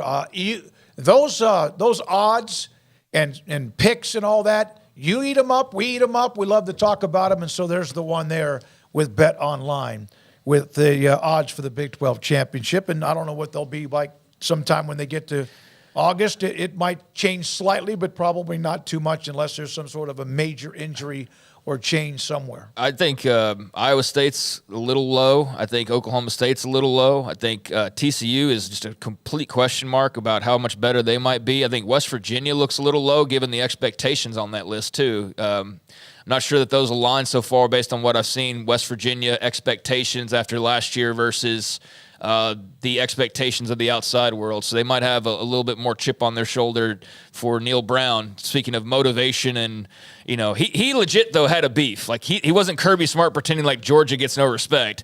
He legit like they had the wrong colors at the podium. Everybody voted him last. They voted him last. Mad because he said, "Does anyone understand that the offensive line," and they had like 4 of the 5 starters coming back, and they were nasty on the offensive line with Frazier and others. And they lose a guy like Frazier, so that may be where some of them slipping is. But yeah, they're just right there. Gary Green could play offensive line. He's that tough. Yeah, past the middle. So that's not quite probably what you expected, given all they've got returning and just coming off of last year. So I noticed that as well. But yeah, there's a story with each one of these. I do wonder if Kirby Smart somehow hacked all the phones of his team and like just send in tweets of like Georgia sucks. I feel like I saw a coach last year. I feel like I saw a situation where a guy was like basically running a burner account and was creating stuff and then retweeting. I think it was at Colorado. Yeah, I think it was. Yeah. It was somewhere. I vividly remember there being a situation where an assistant coach had like a burner and he was talking trash about his own program and they got found out that it was a burner. So that absolutely goes on probably way more than we know because that's just, I guess, such fuel for guys. I find it ridiculous, honestly, but I'm sure that probably happens a lot more than we realize. I watched Des Bryant have an absolute meltdown in his locker after a game because a guy in his basement tweeted that he saw a video of him laughing after Ricardo Lockett got hurt. And he was like blaming all of us media. And we're like, can you show us the tweet? And he showed Clarence Hill. It's like it's this guy. Baby Garden 512. And Chill's like, I have no idea who that is. There's like, 2 followers. All these people, both all are these porn people bots. all the people that are the media that cover you are standing here outside your locker right now. Oh all my of God. us together collectively watching this rant. I'm supposed to loathe anything Jayhawks, but Daniels, if healthy all season, will be quite a strong offense to deal with. You're I mean, they do lose Andy Kotelnicki, though. I mean, and so Jeff Grimes coming in there as OC, running the wide zone, that's all too familiar with Kansas, so that should be a very easy transition. But is he as good of a play caller as Andy Kotelnicki, who obviously a lot of people really enjoyed, especially the X's and O's folks, really enjoyed breaking down his offenses and how creative he was and how creative he could be with the Jalen Daniels. So we didn't get to see that much last year, obviously, but that is one where I think Grimes is a really good hire, but he is filling some pretty good-looking shoes that were left over. So that I could see where that actually goes back a little bit, and maybe that's where some of the thinking is. I don't know. Let's go back to that list if you can one more time, Garrett. Now, don't look at the names of the schools, but think about which of the head coaches of those schools would go and dip into the fake burner phone. I don't think many of the Big 12 coaches would. I think like almost none of them that I'm going off the top of my head. Gundy kind of likes, I'm not saying that Gundy would do that. Gundy would not wouldn't do that. But he does kind of like to have that underdog type feeling. Yeah, but I mean, most coaches he doesn't have to create it though. They have it. I mean, look at that. They're right there in the smack middle. What do you have to say? You're Oklahoma State. You're just in this bad boy. What, 2 of the last 3 years, and you got most of your team coming. You got like a 12th year senior quarterback, and you're still middle of the pack. I'd take that as disrespect and don't need to create anything. But I don't know. I don't think there's really anybody on this list that would go that route, and maybe.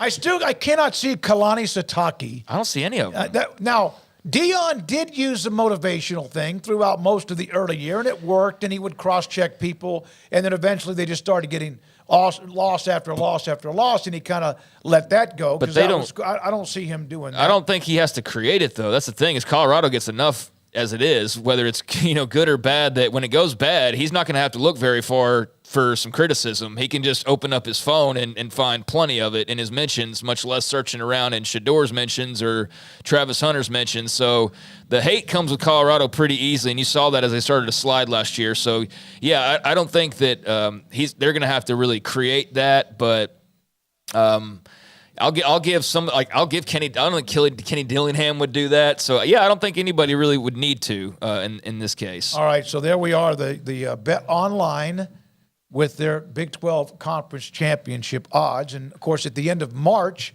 there's going to be the Pro Day at the Ford Center in Frisco, the home of the Cowboys, and there's a good chance we might be up there on that Friday of that weekend.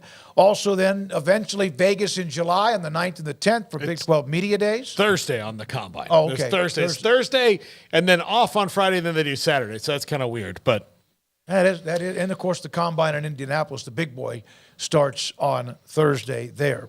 In fact, John Cooper, Our Lad's Guide to the NFL Draft, will be one of our guests today because of that. He'll join us in about 40 minutes. But again, with all of how college football has changed dramatically in the last 2 to 4 years, with extra years, the COVID year, the transfer portal, the NIL, all of that, the ruling on Friday when it comes to the NCAA and NIL and inducements, etc. Dale Hansen, I saw the pop-up on my calendar that every year, February the 25th, 1987, SMU football was canceled. Cooper's team was a part of that. Mickey Spagnola was covering that. And the guy who was announcing it collapsed after the announcement because so much pressure. No one had ever seen this before. It's not like the 25th year or the 50th year, but it just because of today's college football maybe go, okay, let's get Dale on, who's never light of any kind of an opinion. His thoughts about how the game or the sport has changed so much, and he is next on 365 Sports. PettyClinicLowT.com. Dr. Kent Petty can help you become the high-performance man you want to be, need to be, used to be, and it's very simple. As you get older, 1 out of every 3 to 4 men have symptomatic issues of low testosterone. The one that gets all the attention is ED, or your sex drive just isn't the same. Dr. Kent Petty can help you with that, or at least try and help you with that, because if your testosterone level is dropping, and 1 out of every 3 to 4 men that happens to you, he can get you in a position, or he puts you in a program to increase your testosterone levels. Here's how. Go to the website, PettyClinicLowT.com. Contact them. Tell them I sent you if you want. They will set you up to get your blood work. He will get the results. They'll take care of the blood work. They'll even tell you where you go. You go, give your blood, they get the results, and if your testosterone level has dropped to a level where it's a little bit, there is an issue, then he can put you in a program to increase your testosterone level so you can become the high-performance man you want to be, need to be, and used to be at PettyClinicLowT.com. Cars priced right, day and night. Average your car in Texas. Trucks built for you, red, white, and blue. Average your car in Texas. Cars that zoom with lots of room. Average your car in Texas. Count on us, a dealer to trust. Average your car in Waco, Texas. You want to know why Stonewood Dental is so successful? Listen to what happy customers have to say. Pleasant. It's different than any other dentist office. I really feel like they care. And it's not that you're here for 2 hours waiting on someone to take care of you.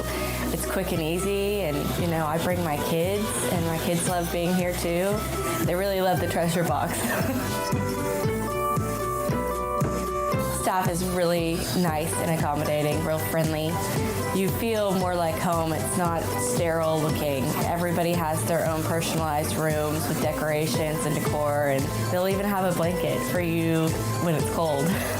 I've recommended people to actually come here, and they are patients now. I really love it here. It feels like family. Learn more, stonewood-dental.com.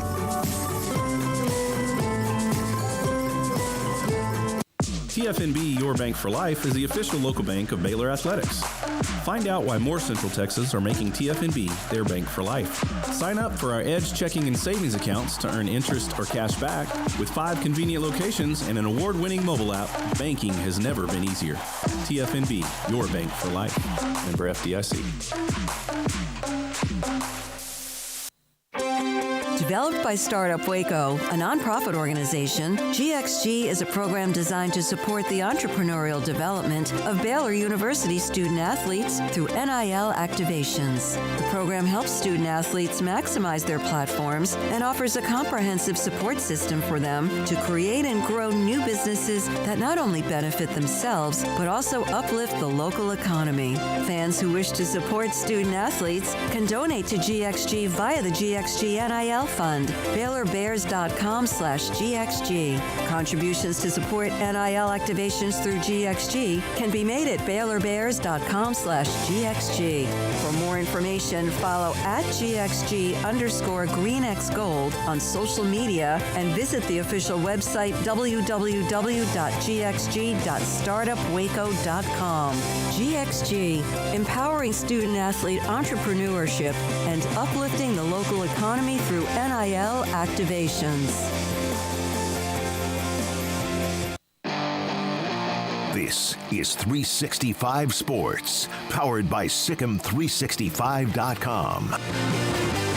The 4 o'clock hour is sponsored by Boozer's Jewelers, the wedding ring store, specializing in custom jewelry and repair, all in-house. Now here's David Smoak, Paul Catalina, and Craig Smoak.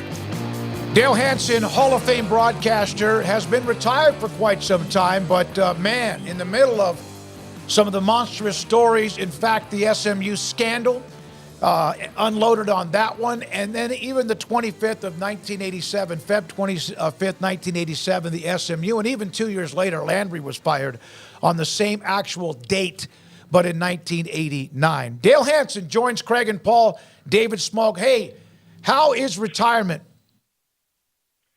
It's good. It took me, in all seriousness, it took me a couple of months to make the adjustment, but it's good. I like getting up in the morning with nothing to do all day, and I do it incredibly well. So it worked out just fine.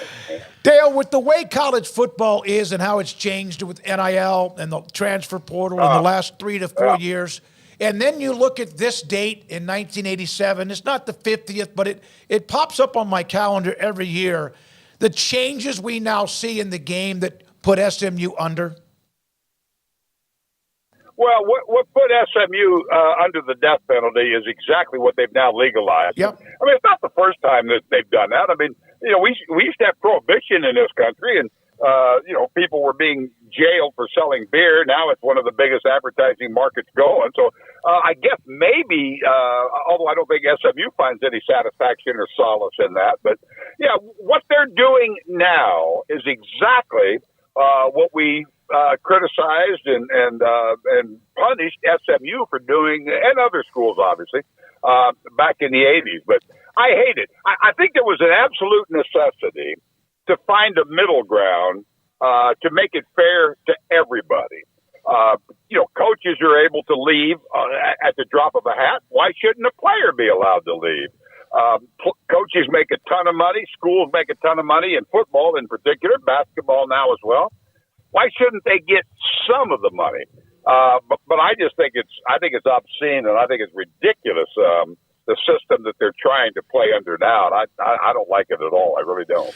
Dale, how is your position when you were like your personal opinion on it, when you're reporting on it in 1987 to now with all the things that have changed, just how you felt about a team like SMU doing what they were doing, and then now to see it, like, you know, they're doing things now that the SMU guys never even dreamed of.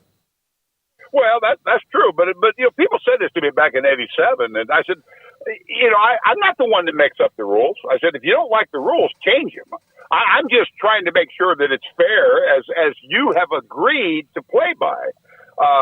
And now they've obviously changed them, but I don't have any regrets. I don't have any qualms at all about what we did in '87, because SMU was cheating like crazy, and I realize it's a bit of an extreme, but I do find it funny that a lot of people, I mean, I hear this.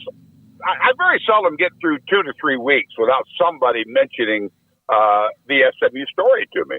But I find it somewhat funny that people look at me now and they go, well, don't you feel bad about what you did to SMU?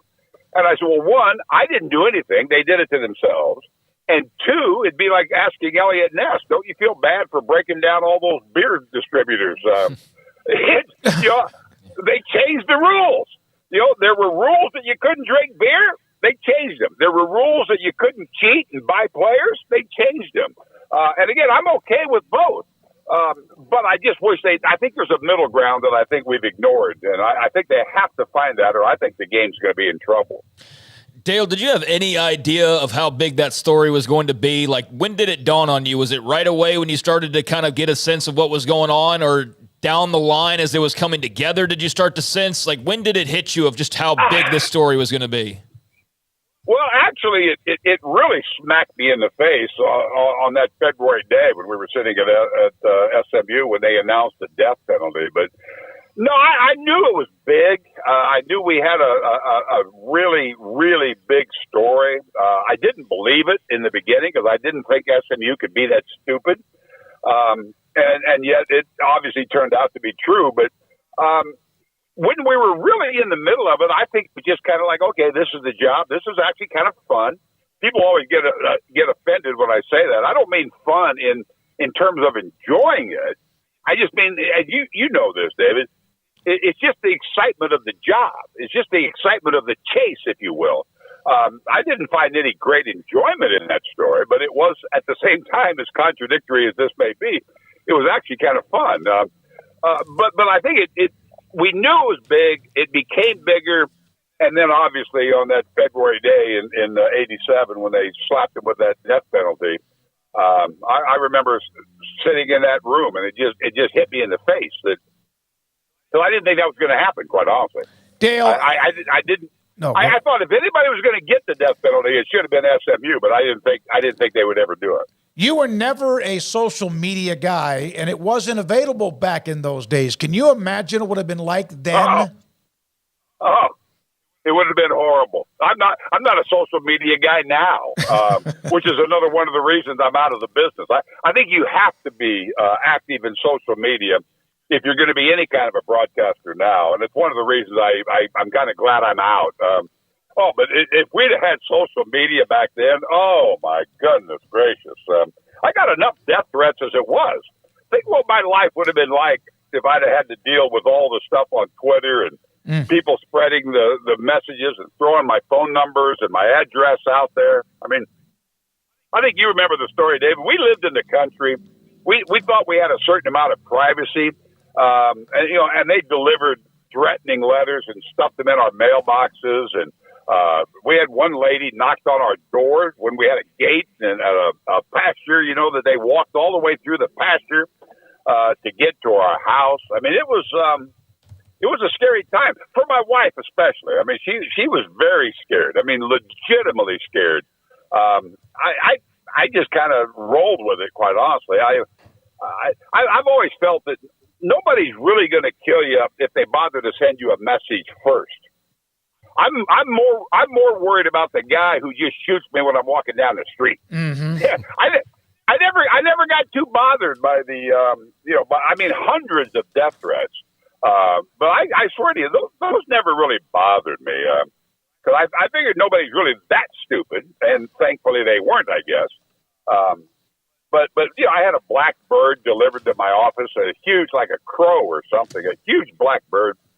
The neck was just mangled, and then stuffed into the bird's chest with a staple or a nail was the note, "Hey Hansen, you're next." Now that one was a little scary. Yeah. But I mean, it was crazy. I mean, it was crazy. The other point about those things, this is what drives me nuts. I've never been too concerned about paying players. I don't think it's really necessary in my own personal opinion, but okay, fine. But I had Troy Aikman on a podcast about a year or so ago, and I asked this question. I said, Troy, you think high school kids should be paid? And he goes, well, I didn't really thought about it. I said, well, why not? I said, the coaches are making a lot of money. They sell tickets. They broadcast the games. I think these high school kids should be paid. He goes, well, I think maybe you're right. I said, how about the Little League World Series? Should we be paying those 12-year-old kids because Williamsport makes a lot of money? ESPN makes a lot of money. The hotels and restaurants in Williamsport make a lot of money. I think maybe we should pay those 12-year-old kids. And I swear to you, thinking that Aikman would laugh at the absurdity of that, Aikman says, actually, I think you have a point. And I thought, yeah, let's do that.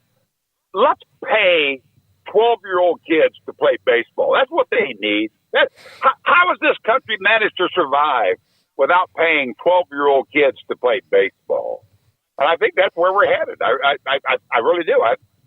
Because at the same time, if you really do believe that a college athlete is not compensated with free education, free room and board, and basically an internship to prepare for their future, if that's not enough, and obviously it's not, then why aren't we paying 12-year-old kids to play baseball in Williamsport? And I think that's really stupid myself, but that's why I'm retired and I'm 75 years old telling people to get off my grass, I guess. Dale, do you ever, the NCAA has spent countless millions of dollars trying to fight all these suits, and they've lost another one on Friday that to me appears to probably be the end of it. I don't know if they can really come back from that one.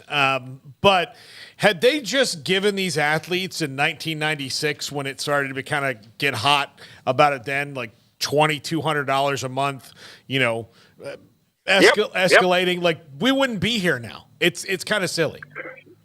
Well, you're not ever going to get me to defend the NCAA, and I'm not in any fashion. But again, I think your point is exactly dead on.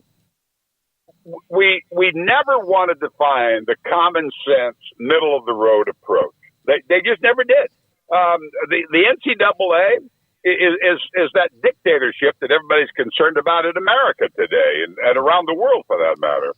That when you refuse to compromise, when you refuse to find the middle ground, you just end up in a ditch somewhere. You just absolutely destroy everything that's good.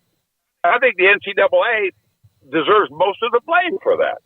Because as you point out, and I certainly have always agreed with, there should have been a little more money for these athletes. Should it be $1.5 million? Oh, gosh, I don't know. We can also argue about that. But when the NCAA just basically tries to fight everything, to me, they come off as this dictatorship. And they're so arbitrary with the rules. I mean, you ever think Alabama's going to get the death penalty? I mean, that would never happen. Ohio State, Michigan, without question, they took advantage of SMU by giving them the death penalty, hoping that it would scare the other institutions into falling into line. I think the NCAA is a horrible argument, and you make a great point that had they just sat down with all the interested parties and tried to find a compromised middle ground, we'd all be better off. And that's the reality not only in college football, but that's the reality in America today. And I don't know that we're ever going to get back to that. Dale, realignment still is ongoing. There's a lot of questions about, what the conferences even look like in a couple more years and how far away the Big Ten and the SEC are out in front. But what did you think of all these years later, removed from the death penalty, seeing a little crack of light, SMU going all in and getting themselves an invite to the ACC?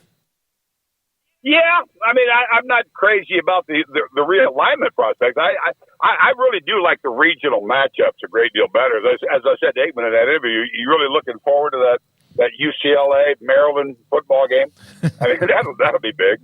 I mean, kids, you got kids flying all over. You're going from 2-3 different time zones, and I still like to think there's something to be said for the student athlete. But I think that's the next step. I think we have to completely give up on the student athlete. And realignment is one of the reasons for that. I never went to college, but I've had so many people tell me that it's actually somewhat difficult to do it properly and to maintain a decent grade point. And now you're telling me these kids with all the stress and time and travel that they have to do, that they're really student athletes? No, I don't think many of them are. And I think that's where eventually we're going to be. It's going to be minor league sports. And here's the bottom line. College football and college basketball is going to become a minor league sport. And the reality is, certainly in Texas, people don't like minor league sports. They like the top of the line professional sports. College works because you put that name of the school on it, and you sell this idea that, hey, here's a kid going to class, and he's playing for good old Baylor, and he's playing for good old Texas, and he's playing for Oklahoma. But once we go that next step, that no, they're playing for Baylor today, but they're going to transfer to Texas tomorrow. Then they're going to go to Texas Tech, and then they're going to go to Nebraska. Well, they won't go to Nebraska. Nobody goes to Nebraska anymore. But they're going to make it into a minor league sport. And here's my argument about this: the golfers, David, to put it back into our area, the golfers on I don't even know what they call the tour now, the Korn Ferry Tour. The golfers on the Korn Ferry Tour are unbelievable. I mean, you know how great those golfers are. But nobody cares. Nobody cares because they're not on the PGA Tour.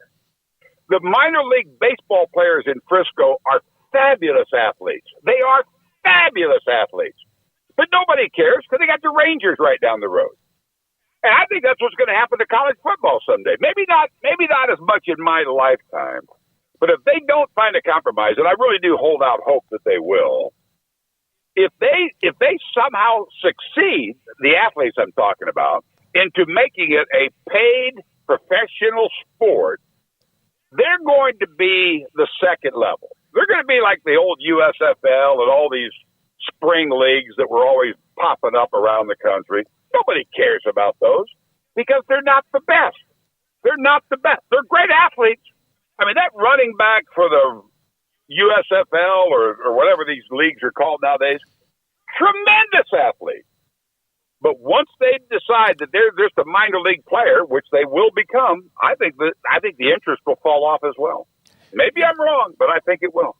What was a bigger day for you as far as that? You're obviously the SMU. That was the end of it. That's when they were actually given the death penalty. Or 2 years later, when Landry is fired by Jerry and Jimmy Johnson's in town having dinner at wherever it was, Mi Casino or whatever, Mia's or whatever it was. Yeah. Mia's.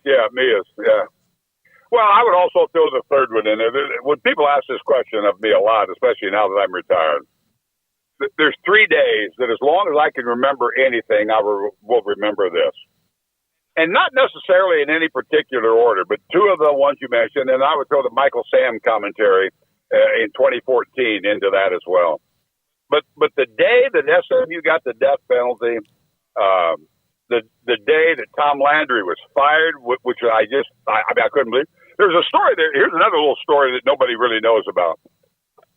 That Thursday night when Scott Murray and Channel 5 broke the story that Tom Landry was going to be fired, that Jerry Jones was buying the Dallas Cowboys and all the rest of it. I was giving a speech at a big banquet in Dallas, and Channel 8 kept having somebody run messages up to me like, "Hey, come on, you got to get back to the station right now." And I just tell them, I'll call them later. And I continue with my speech. They did it like 3 times. Well, on the one hand, I got a whole bunch of people saying after the fact, that was so cool that you just told Channel 8, you blew them off. You blew them off because I was committed to giving this speech to this banquet. Well, I get back to the station. All hell's breaking loose, obviously, because Channel 5 is going to report. It's like 9:30. The Channel 5 is about to report that the Cowboys have been sold to Jerry Jones. I don't think I ever told you this, David. I called Tex Schramm, and I'll clean this up for the benefit of your radio listeners, as you know, Tex. And I said to him, "Is this true?" And he said, "Our young friend in Fort Worth has just made the single biggest mistake of his life. He has ended his career." And I said, "Well," I said, "Tex, I can't believe that you don't know about the sale, but at the same time, I can't believe that Channel 5 is that wrong. I mean, they're going to put a story out that is that wrong." So I went back into the newsroom. Carolyn Fessler was the executive producer, and I said, "I got nothing." And she said, "What do you mean?" I said, "Tex Schramm says it's not true." And she says, "Go with that." I said, "No, I'm not going to go with that." And she said, "Well, you have to." And I said, "I'm not going to do it because I don't know how Tex doesn't know, but I know that he's telling me the truth from his perspective at that point. And I can't believe that Scott Murray is that wrong." So I said, I've got nothing. I'm not going to do anything. Well, Kevin McCarthy was on Channel 4, the CBS affiliate, and he reported that Scott Murray was dead wrong and there was no truth to it. As I said to Ed Bark in the Dallas Morning News the next day, "Well, I didn't win last night, but I ran second because I sure as hell didn't finish third like McCarthy." And by Friday night, we owned the story. And by Friday night, Channel 8, we owned the story. But Tex Schramm didn't know. And I believe in my heart, he absolutely did not know. But I just couldn't believe that Scott was wrong. And then, then immediately that Friday, we find out that, well, Landry's going to be gone. And I'm like, my whole world is cratering. I mean, I've been a Landry fan from the time I was 12 years old in Logan, Iowa, watching the Dallas Cowboys all the way through the 60s. And Tom Landry was always there, always. And this is at a point in my life, I'm like 40 years old at that point. Now, my whole life has changed. The SMU story put me on the map. The Tom Landry story shook me to my soul that, there really is no permanence in life. And then, quite frankly, the Michael Sam commentary put me on the national map. And those 3 days, are seared into my brain. And I can, as you well know, because you've been with me on occasion, I can go detail by detail by detail about what happened on those days, while I can't really remember what my wife's birthday is. I know it's sometime in November, but I'm not sure what day it is. And I think we had a party for her 2 years ago, but I have no idea where. But those 3 days, it's just it's amazing how that happens. But the Jones hiring the Cowboys, firing Landry, as you mentioned before I went on this long tirade of mine, man, what a shocking day that was. Just an absolute shocking day. All right, Dale, if I bought the Cowboys from Jerry tomorrow, and I've always thought about it, it's just not something I want to do with my money. But if I bought the Cowboys from Jerry tomorrow and I put you in charge to fix them, what would the first thing you'd do? Oh, my gosh. The first thing I would do would be to hire a John Lynch type general manager, an Ozzie Newsome type general manager. I still think that's the single biggest problem with that organization by far. They need a football guy, and they've got one in Will McClay. I think Will McClay is a great football guy, but I don't think he has the clout that he needs to have, which then would be 1 and 1A in terms of what I would do, is I would change the culture of that organization so that the players answer to the head coach. Don't even think about coming down the hall and talking to me until you've talked to the head coach. The head coach has complete authority, along with the fact that he answers to the general manager, and the general manager answers to me as the new owner of the Dallas Cowboys. I've said this forever. David's, I know, has heard it 1,000 times. Name me a team in any sport that is successful for the long haul, even maybe for the short term, when the owner is the face of the franchise. Who would that be? I don't even, it's hard. I mean, obviously, only because of their continued success. I know that Robert Kraft owns the New England Patriots, but he was never the face of that franchise. It was Tom Brady and Bill Belichick. And, Robert Kraft's name popped up. But when Al Davis was the face of the Raiders, they were horrible. They were horrible. When John Madden and Kenny Stabler was the face of the Raiders, they were great. I couldn't pick Art Rooney, the owner of the Pittsburgh Steelers, out of a crowd of two. Mm-hmm. It would be a total 50-50 guess. Because it was Bradshaw, it was Chuck Noll, it was all their great players, all their great coaches over the years. And I've said this forever. When you look at an organization where the owner is the face of the franchise, it fails. I think it fails almost every single time, short term and long term. There might be a couple of caveats in there that would slow my argument down, but not many. Well, I mean, they've had players, you know this, David. They've had players walk right past the head coach's office and go to Jerry to complain about something, and then Jerry tells the head coach we're making a change. That's obscene.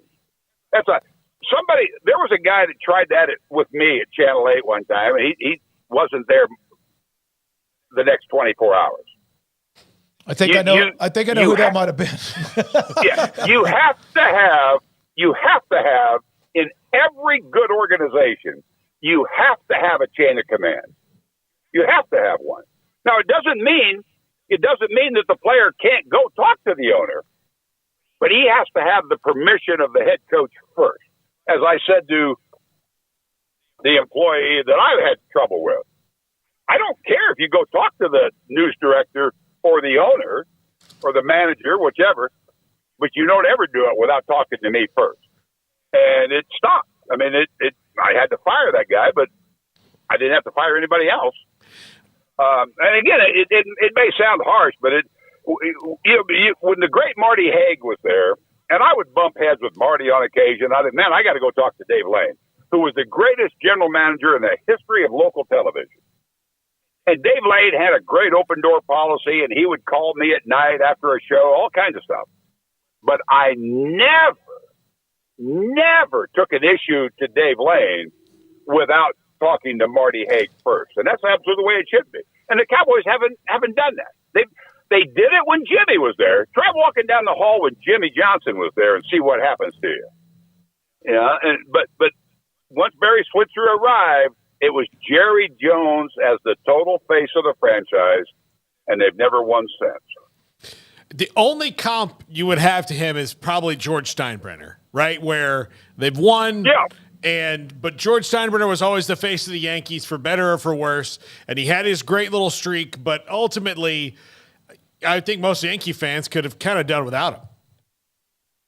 Oh, I think so. Yeah, and again, that's always the one. I was waiting to see if you would come up with it. But yeah, Steinbrenner had a window there. He had a window there, but it was chaos. And I mean, they kick him out of baseball for a couple of years. They bring him back. I mean, maybe I'd have to really, because I don't pay that close of attention to baseball per se, even when I was working, and I should have been, but I didn't.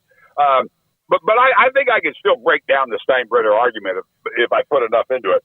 I can't do it today because then I mentioned to you, and you mentioned I'm retired now. I don't really care, but I would give you maybe you can give me Steinbrenner. I think quite honestly I could discredit that argument with a little thought, but that's one. Keep going. Give me another one. I got nothing. Dale, when you did the Michael Sam commentary. And a lot of people think it was just about Michael Sam and him being gay and all of that. But you also, one of the things that was also very much a part of that was the fact that the NFL was hypocritical in who they allowed in the locker room to play the game. You're talking about, I think, Ray Rice, among some others, as far as domestic violence and beating women and all that. Am I right? Yep. Oh, absolutely. Yeah, that was... I don't know if that's good or bad, but yeah, I think most people did. I mean, you obviously picked up on it, but that was just it. I do support Michael Sam's right to play in the NFL, even if he is openly gay. But that was just part of it. I mean, I think what really did sell that argument, and again, depending on different groups of people you talk to, but I think there was, on the one hand, the argument of, thank you for supporting an openly gay man of and by itself. But then I think it also struck a chord with a lot of people. Like I said in the commentaries, Lawrence, I think I made a mistake. I think I said Lawrence Phillips was the fourth player taken. I think he was actually the sixth player taken in the draft. The former Nebraska running back who beat his girlfriend senseless. Beat her senseless. Osborne suspended him for a few games, brought him back for the bowl game with Florida, and then he was the sixth player taken in the draft. Michael Irvin's history, of course, with the drugs, the prostitutes. Yeah, I mean, the hypocrisy of the NFL. And there were a lot of players, if you remember at that time, there were a lot of players coming out and openly saying, I just wouldn't be comfortable. I wouldn't be comfortable in a locker room with a gay man down the bench. But they are comfortable lockering and showering with the guy who beat his wife or girlfriend senseless. They are comfortable with lockering and showering with a guy who's got 7, 8 kids that he's not supporting in any fashion. Drugs, drunken driving. I mean, drunken driving that kills a teammate. Oh, please, come on. We're going to honor you. We're going to honor you on the bench during the game. Come on. You're welcome. You're welcome. I mean, it to me, it was obscene. And that's really what kind of drove the commentary. That I was driving home when Sean Hamilton, my producer, came to me and said, I want you to write a commentary about Michael Sam. And I really didn't know what I was going to say. And I'm driving home and listening to, a variety of talk shows. And there was this barrage of slime coming out of my radio from all these different players and people talking about how they would not be comfortable. That was the phrase that stuck in my mind, that I just wouldn't be comfortable. And it's why I used the line that I really thought was going to blow up in my face, but it became one of the most popular lines in the gay community, was when I said, I'm not always comfortable when a man tells me he's gay, because I don't understand his world. But I do understand that he's part of mine. And I really did think when I wrote that line, I loved it for a lot of different reasons, how it plays off the words, et cetera, et cetera. But I really thought that might blow up in my face from the gay community, And the gay community and Ellen DeGeneres in particular looked right at me and said, that might be the best line ever. Because we don't expect you to understand. We don't expect you to be totally comfortable. We get it. It's different than what you're accustomed to. We just want you to accept us for the people we are. And that's all I've ever done. That's all I've ever done in any aspect of it. I don't know why that's so hard for so many people in America today. I really don't. And but thank you for noticing that, David, and thank you for pointing it out, because it is one of my prouder moments that I was trying to say something a little bit more than just the fact that I support a gay man, which I did, but I also wanted to expose the hypocrisy of the NFL. Well, you have time for one more question? One more is it. I'm headed to a poker game. All right. I've already missed the first couple of hands, so you probably saved me about $85. Well, thank you. So, was there ever a commentary, editorial, or something you wrote that you never did, or never actually put it on the air that you regret that you should have? Or was there ever a commentary that you wrote that you felt like you probably shouldn't have said it? No, there's never one that I shouldn't have said. Or at least I in my world, I don't have any regrets about anything I said. Which scares a lot of people, but I've had a lot of people, David, over the years that always tell me, "Oh, I know you don't believe that nonsense. You're just saying that to rile up the audience." And I said, "Well, I hate to scare you here, but I believe every word I say. I promise you. I'm not Skip Bayless here. I don't just make this up for shock value. What I say, I absolutely believe. Yeah, come on with me. Come on now. I absolutely believe what I say. I did write a commentary one time, and thank goodness the station. It was a horrible commentary. It was about a little league baseball game, and the commissioner made my grandson's team forfeit the game because we were there videotaping it, and we were going to provide videos to all the kids. And he kicked us out. And you remember Arnold, you know the great Arnold Payne, my photographer. Yeah, AP. Well, AP gets in a big fight with this guy. I then go over to defend AP, and seriously, I didn't even raise my voice yet. And he just called off the game and made these kids cancel. And so I went back to the station and I wrote this commentary, and I blew this guy up sideways. I mean, there wasn't enough left for a DNA test when I got done with this guy. And they called me the next morning and said, "Yeah, we need to talk about this." And I got very defensive, and I hung up. I just, in the middle of a conversation, like a 9-year-old spoiled kid, I just hung up the phone. And they called me back, of course. They said, "Dale, we're not killing the commentary, but you've slandered this guy. You've libeled him, and he's not really a public figure. He's just a Little League baseball commissioner." And I said, "Look, come on in. We'll talk about it. We'll clean it up just a little bit, and you can still do it." And I did. I swear to you, I started laughing. I said, "No, boys, this is my boss I'm talking to." I said, "Thank you for saving me from myself." Yeah. It was so over the top. And then I got into a big fight. I had a couple of fights, which was one of the things that led to my retirement. The original deal in my commentaries, David, was in writing. No one was allowed to change a single word in my commentary unless I libeled or slandered anybody, which I did to that baseball commissioner. And then, because the opinions are my own. Well, then we had a new general manager come in the last few months I was there, and every commentary he threw up a roadblock. Every commentary. And a very conservative guy, and you might have noticed over the years, I'm not. And it just became this knockdown, drag-out fight to get these commentaries on the air, and I just threw my hands up and said, "No, I'm not doing them anymore. I'm done. I'm not going to go through this." And yet, everyone that I wanted to get on there did.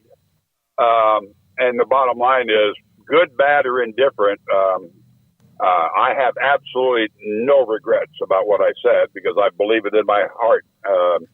And I knew going in that, which I've never been, as you well know, David, I don't deny the fact that I kind of enjoy the controversy, but I've never shied away from worrying about what somebody on Twitter says. I just don't.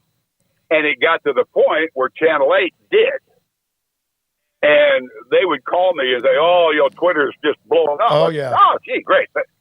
And I said, okay, well, what do I care? I don't even know where it is. I've never read a Twitter. How do you do it? Do you do it on the phone? Or I have no idea. If you told me, hey, go look at this, Dale, it's on Twitter right now, I would have no idea where to find it. I have no idea. So as I said, what do I care? I said, I've been listening to this for years. I mean, for decades, Dave. Decades. You know how many people, and go back to your social media comment a moment ago, you know how many people wrote and called me after the SMU story that were just livid? Because, they still are. I mean, I ran into a guy at Javier's about 3 months ago. He wanted to fight. And I'm sitting there going, I don't care. What I said was the truth. I stand by it. If they hate it, so be it. And for the most part, the great Marty Haig, the great Dave Lane, so many of the other managers that I worked with, they didn't agree with everything I said. They didn't like everything I said. But they never, ever criticized me or stopped me. And then at the end, they tried to do it. I said, it's time to go. Time to go.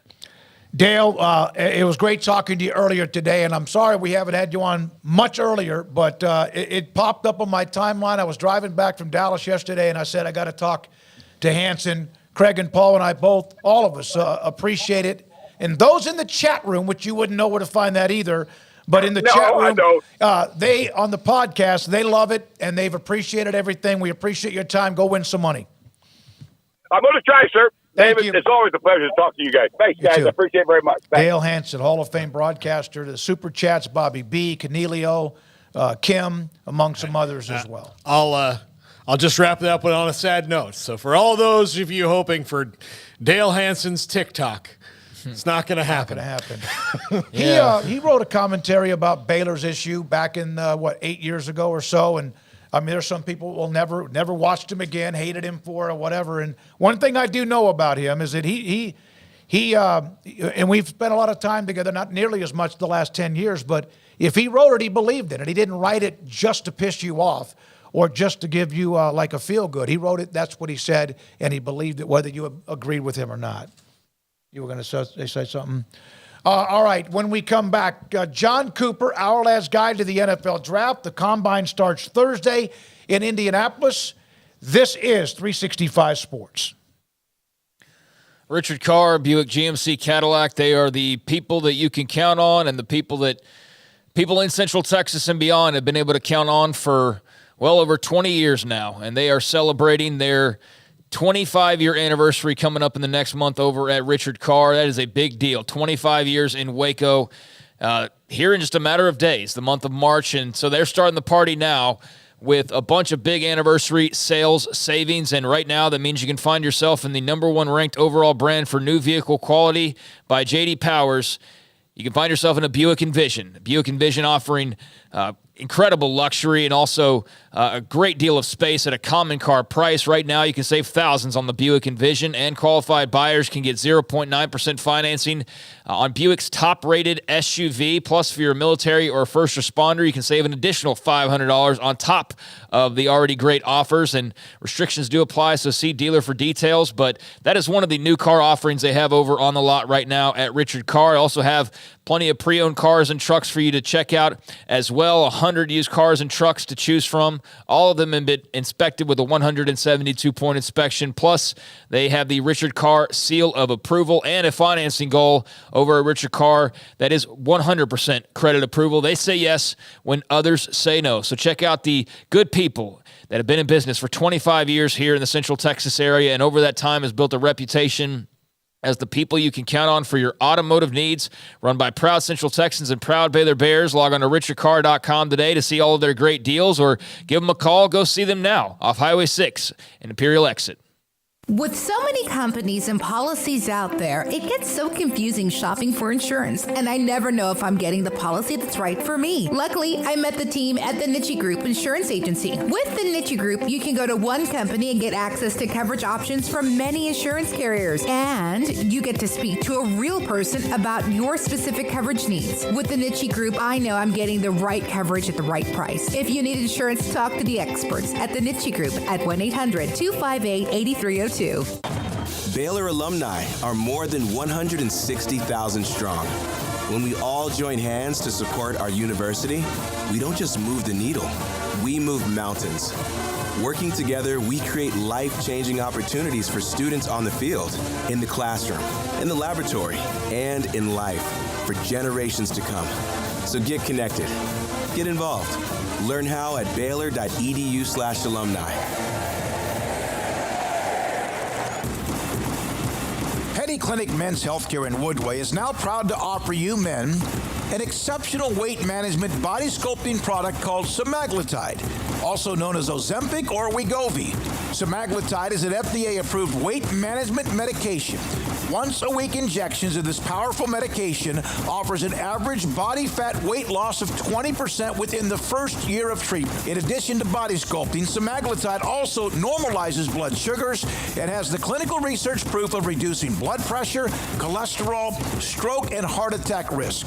If you're like most men and you have stubborn fat that will just not respond to typical diets and exercise, then help is finally here. Semaglutide, affordable, highly effective. Google search Petty Clinic Waco and reach out to the Petty Clinic team today for a free consultation with Dr. Petty to see if semaglutide is right for you. Go to pettycliniclowt.com. Thank you for calling your local Marco's Pizza. We're turning up the heat with our new Reaper Cheesy Bread. Fresh, house-made dough is topped with a spicy cheese blend infused with jalapeno, habanero, and Carolina Reaper peppers. At only $5.99, this limited-time product is a hot deal. Add it to your order while you can. A Marco's team member will be with you shortly. Marco's Pizza. Pizza lovers get it, and that offer on the Reaper Cheesy Bread is available right now at any of the 5 Marco's Pizza locations in Waco, including Belmead, China Spring, Robinson, Woodway, and Hewitt. Order online at marcos.com. Call for a pickup or delivery. Marco's Pizza is turning up the heat with their all-new Reaper Cheesy Bread with fresh, hot, house-made dough topped with a spicy cheese blend infused with jalapeno, habanero, and Carolina Reaper peppers, and only $5.99 and for a limited time only. Marco's Pizza, the fastest-growing pizza brand in America, 5 locations in Waco, and the new Reaper Cheesy Bread. Marco's Pizza. Pizza lovers get it. This is 365 Sports. Check out the 365 Sports family of channels on YouTube. Brought to you by TFNB, your bank for life. Waiting on John Cooper, Our Lad's Guide to the NFL Draft, trying to get that locked in. Do you have those 2 tweets with Nicole Auerbach and Mike Farrell? This is something that, Craig, you're very passionate about this, and you're not.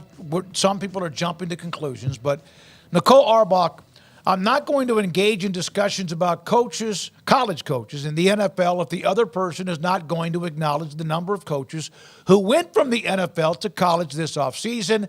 The college football calendar is brutal. No, you don't need to be disingenuous. And Mike Farrell said college coaches are leaving by choice. NFL coaches are landing in college often because they have no choice. That doesn't mean the trend is higher than normal or not, but that was a back and forth between a couple of people that I happen to follow on Twitter. Yeah, I tend to agree with Nicole more. If you can just let that hang there just for a second. I'll engage in discussions about it. I can feel free to have a different opinion than somebody, than Mike in this case.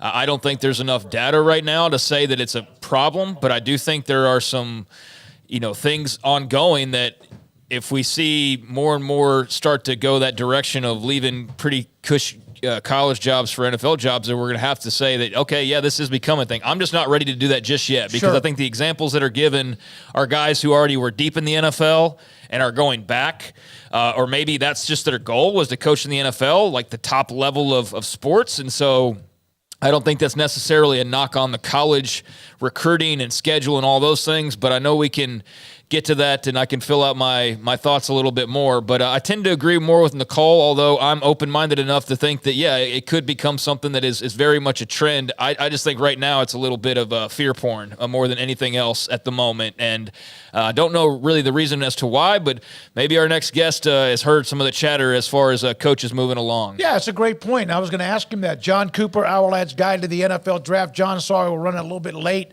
from a guest previously. You've heard or seen discussion that coaches are leaving college or it appears as if the uptick in coaches leaving college to the NFL because college has become so damn complicated with NIL and the signing periods and the transfer portal. Have you said or heard that much yourself from where you are? Well, I've kind of deduced it myself because I was a former college coach.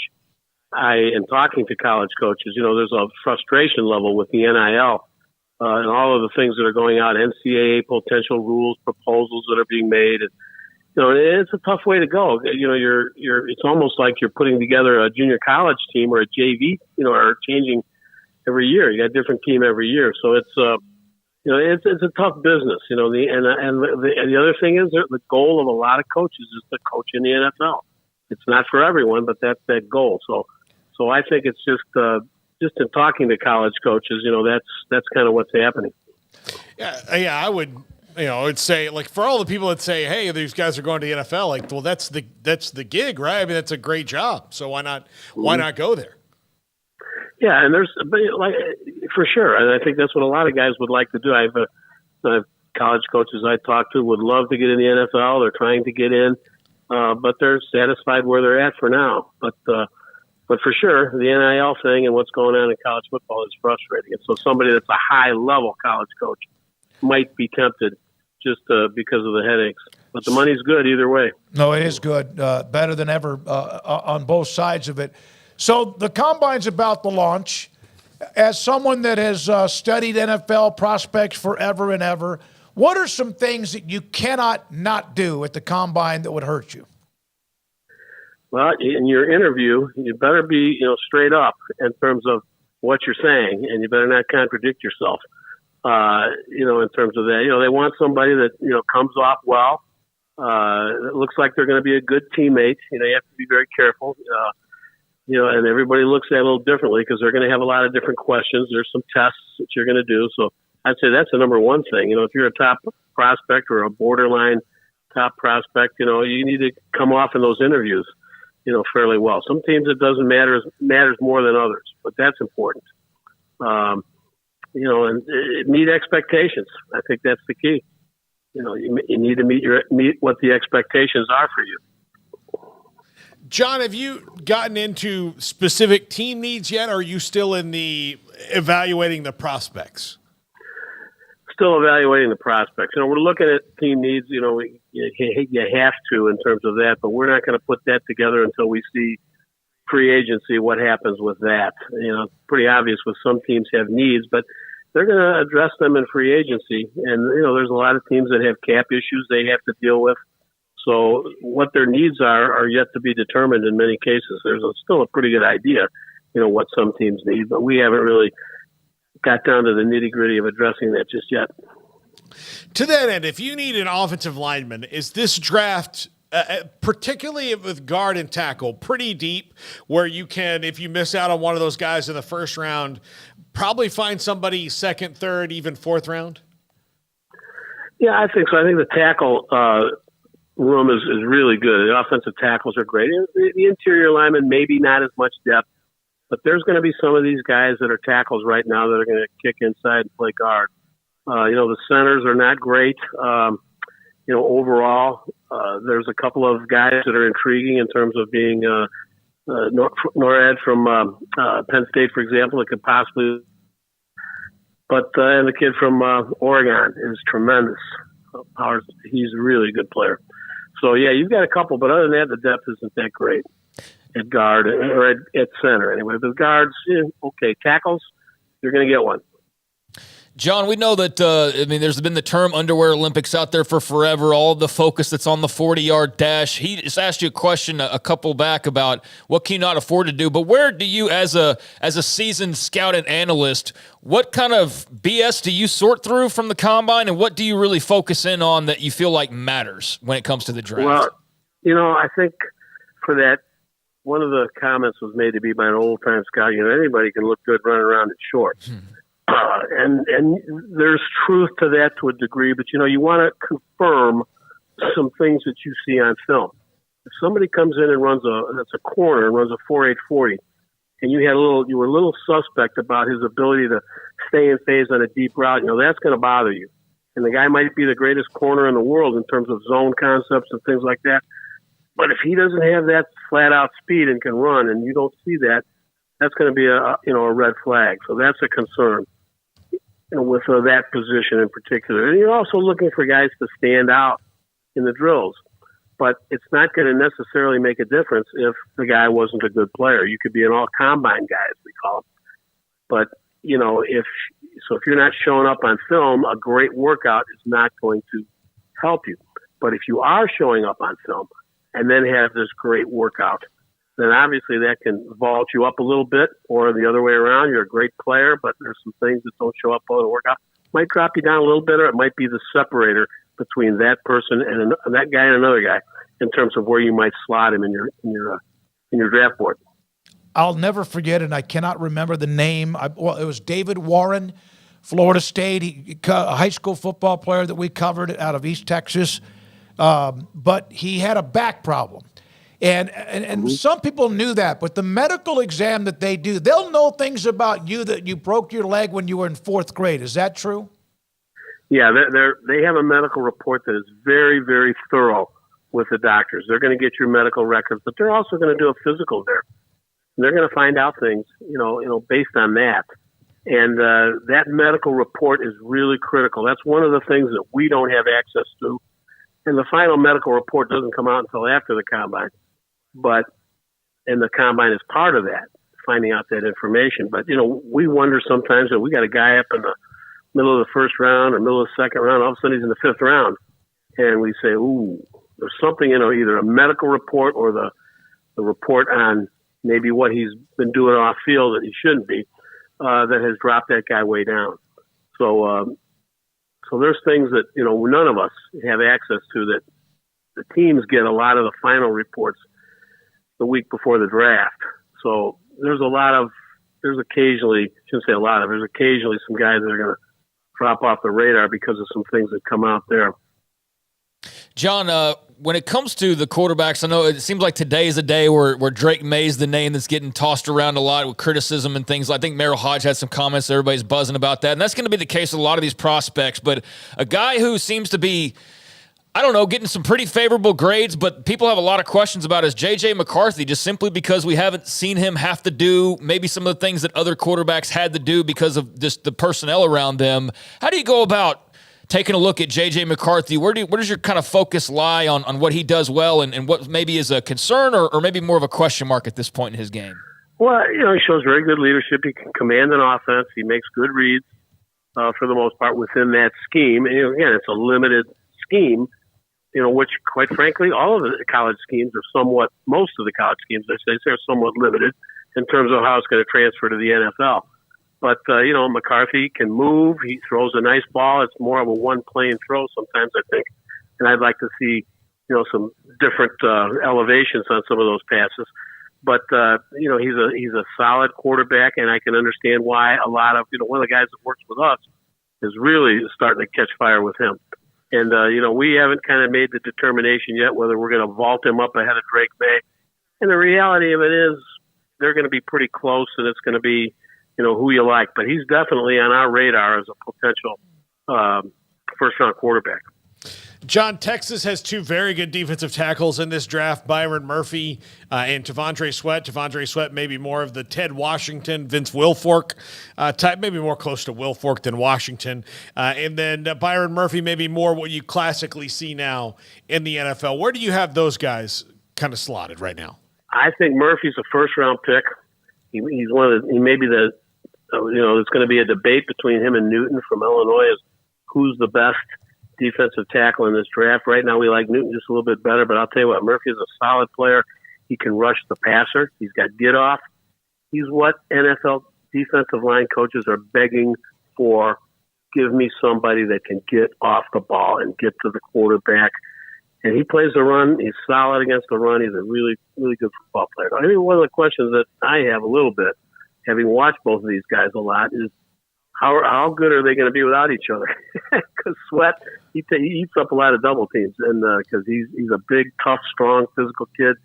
He's a push the pocket guy. They gave him a little 5 technique work this year, and he can get off a block and escape, and he's not going to chase quarterbacks down across the field, but he's better than a space eater. I mean, he's a really good football player. And we kind of see him on the fringe of that, that high second day pick, right now. There's a lot of people who don't like him as much as we do, I think, but we really like him a lot. And we think he's, those two guys are going to be the two of the top 5 defensive tackles in the draft. So there's the combine, and then eventually there's each school, and like the Big 12 this year is having an NFL media or NFL Pro Day in Arlington where the Cowboys practice. And then there's also the personal or whatever visits. The teams can have a certain amount of those. Which of those in order are the most important? Well, the Big 12 thing, is new, in terms of that type of thing. But I think the workouts at the school for these guys, if let's say somebody doesn't perform at the combine, he runs that 4.840, maybe he's injured, maybe he pulls something and is not able to do his best, then that workout becomes very important for that guy. Obviously, you got 2 players that aren't going to throw, the 2 quarterbacks, Daniels and Williams, and then you've got Malik Harrison, who's not even going to go to the combine. That's something new to do that. So obviously for those guys, those workouts at the school is going to be really important. So I would say that, some of these guys come in for, like you say, personal visits. And, the thing there is, again, we want to confirm what kind of guy is this? What kind of teammate is he going to be? Is he going to fit into our building? Those things are important because you really don't know for sure until you get them in the building and they sign that contract. You just don't know 100%. But you want to get the best possible read on it you can. Especially if you're going to, put a first-round draft pick on somebody and you're going to spend that money. You want to make sure you've got somebody that checks all the boxes. Michael Penix, do you learn more about him against Oregon, against Texas when he was unbelievable, or do you learn more about him when things did not go well against Michigan? Well, things didn't go that well against Michigan, but he's still a solid player. He can do things on platform and he can take off and run. He's not perfect. He's in our opinion, more the second tier of that group of quarterbacks. After the top 3 or 4 or 5, both Penix and he are very close. And, somebody might jump up in the first round and take either one of those guys. Penix, his biggest issue in our opinion is that injury history. He's got, a couple of ACLs in there. And, we're wondering how the medical is going to show up. Obviously, we won't have access to that, but, we're not sure he's a first-round pick. Maybe because of that, guys aren't going to be sure. He's had that history. Been fine the last couple of years. And, he had 2 really good seasons in a row, which he needed to have in order to be in this conversation. So we'll see. It's going to be interesting to see where he goes. Bo Nix has some similarities, to that. The injury factor wasn't there, but, hot and cold quarterback. And Penix, to a degree, is the same guy. But there's a lot of talent there. There's a lot of skill there, and it's going to be interesting. There's some quarterbacks down the line that, I wouldn't, sniff at just because they might not have the athletic, the absolute traits and, and things like that, too, that might be in the mix.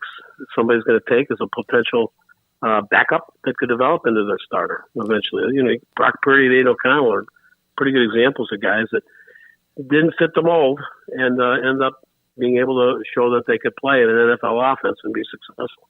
John, you said you were a former college coach, and so it brings me to an example. I was at a Baylor Pro Day, and I won't tell what position room it was, but I was in a pro day, and the coaches actually allowed me. Gil Brandt was still alive, the great Hall of Famer. He said, you need to come into one of these and listen to what is asked and how the coaches respond. And all these other coaches and scouts, pro scouts, were there peppering the coach, not in a negative way, but asking about a player, attitude, injury, motor, all of that. And he never blinked. And basically even maybe some things that I would have known. How important is it for that college coach to make sure he doesn't protect his player, he's true about who he actually is, and yet also he's representing that player? Well, I think you have to be honest. If a guy's got negatives, they've got to come out. You can't lie because, if you want to be able to promote a player that's really good down the road, you can't soft soap something. I'll give you a good example of that. Years ago when I was, doing some part-time stuff, and there was a corner out of UCLA, and I don't mention his name, who we had some guys that I knew in the NFL had some questions about and wanted to see if I would do some snooping. Found out from the coach that I knew that the guy was a coward. Flat out, he's a coward. And so, and that in a nutshell kind of tells you what you need to know. He was brutally and bluntly honest. Now, the guy did get drafted and played in the league for several years, but he had to, bounce around and change positions and things like that. Tremendously talented individual, but he wasn't going to be a standout, the guy that you're going to pick in the first round or anything like that. So he was like a fourth or fifth round, and the team that took him, it was kind of the last corner on the board, that they felt had the athleticism that they wanted. It was a kind of a down year for corners. So, that kind of thing is important. I think a coach needs to be honest. He can't soft soap it. John, thank you, man. Appreciate it. Great stuff today, as always. Glad we had you on, as always. John Cooper, again, with Our Lad's Guide to the NFL Draft.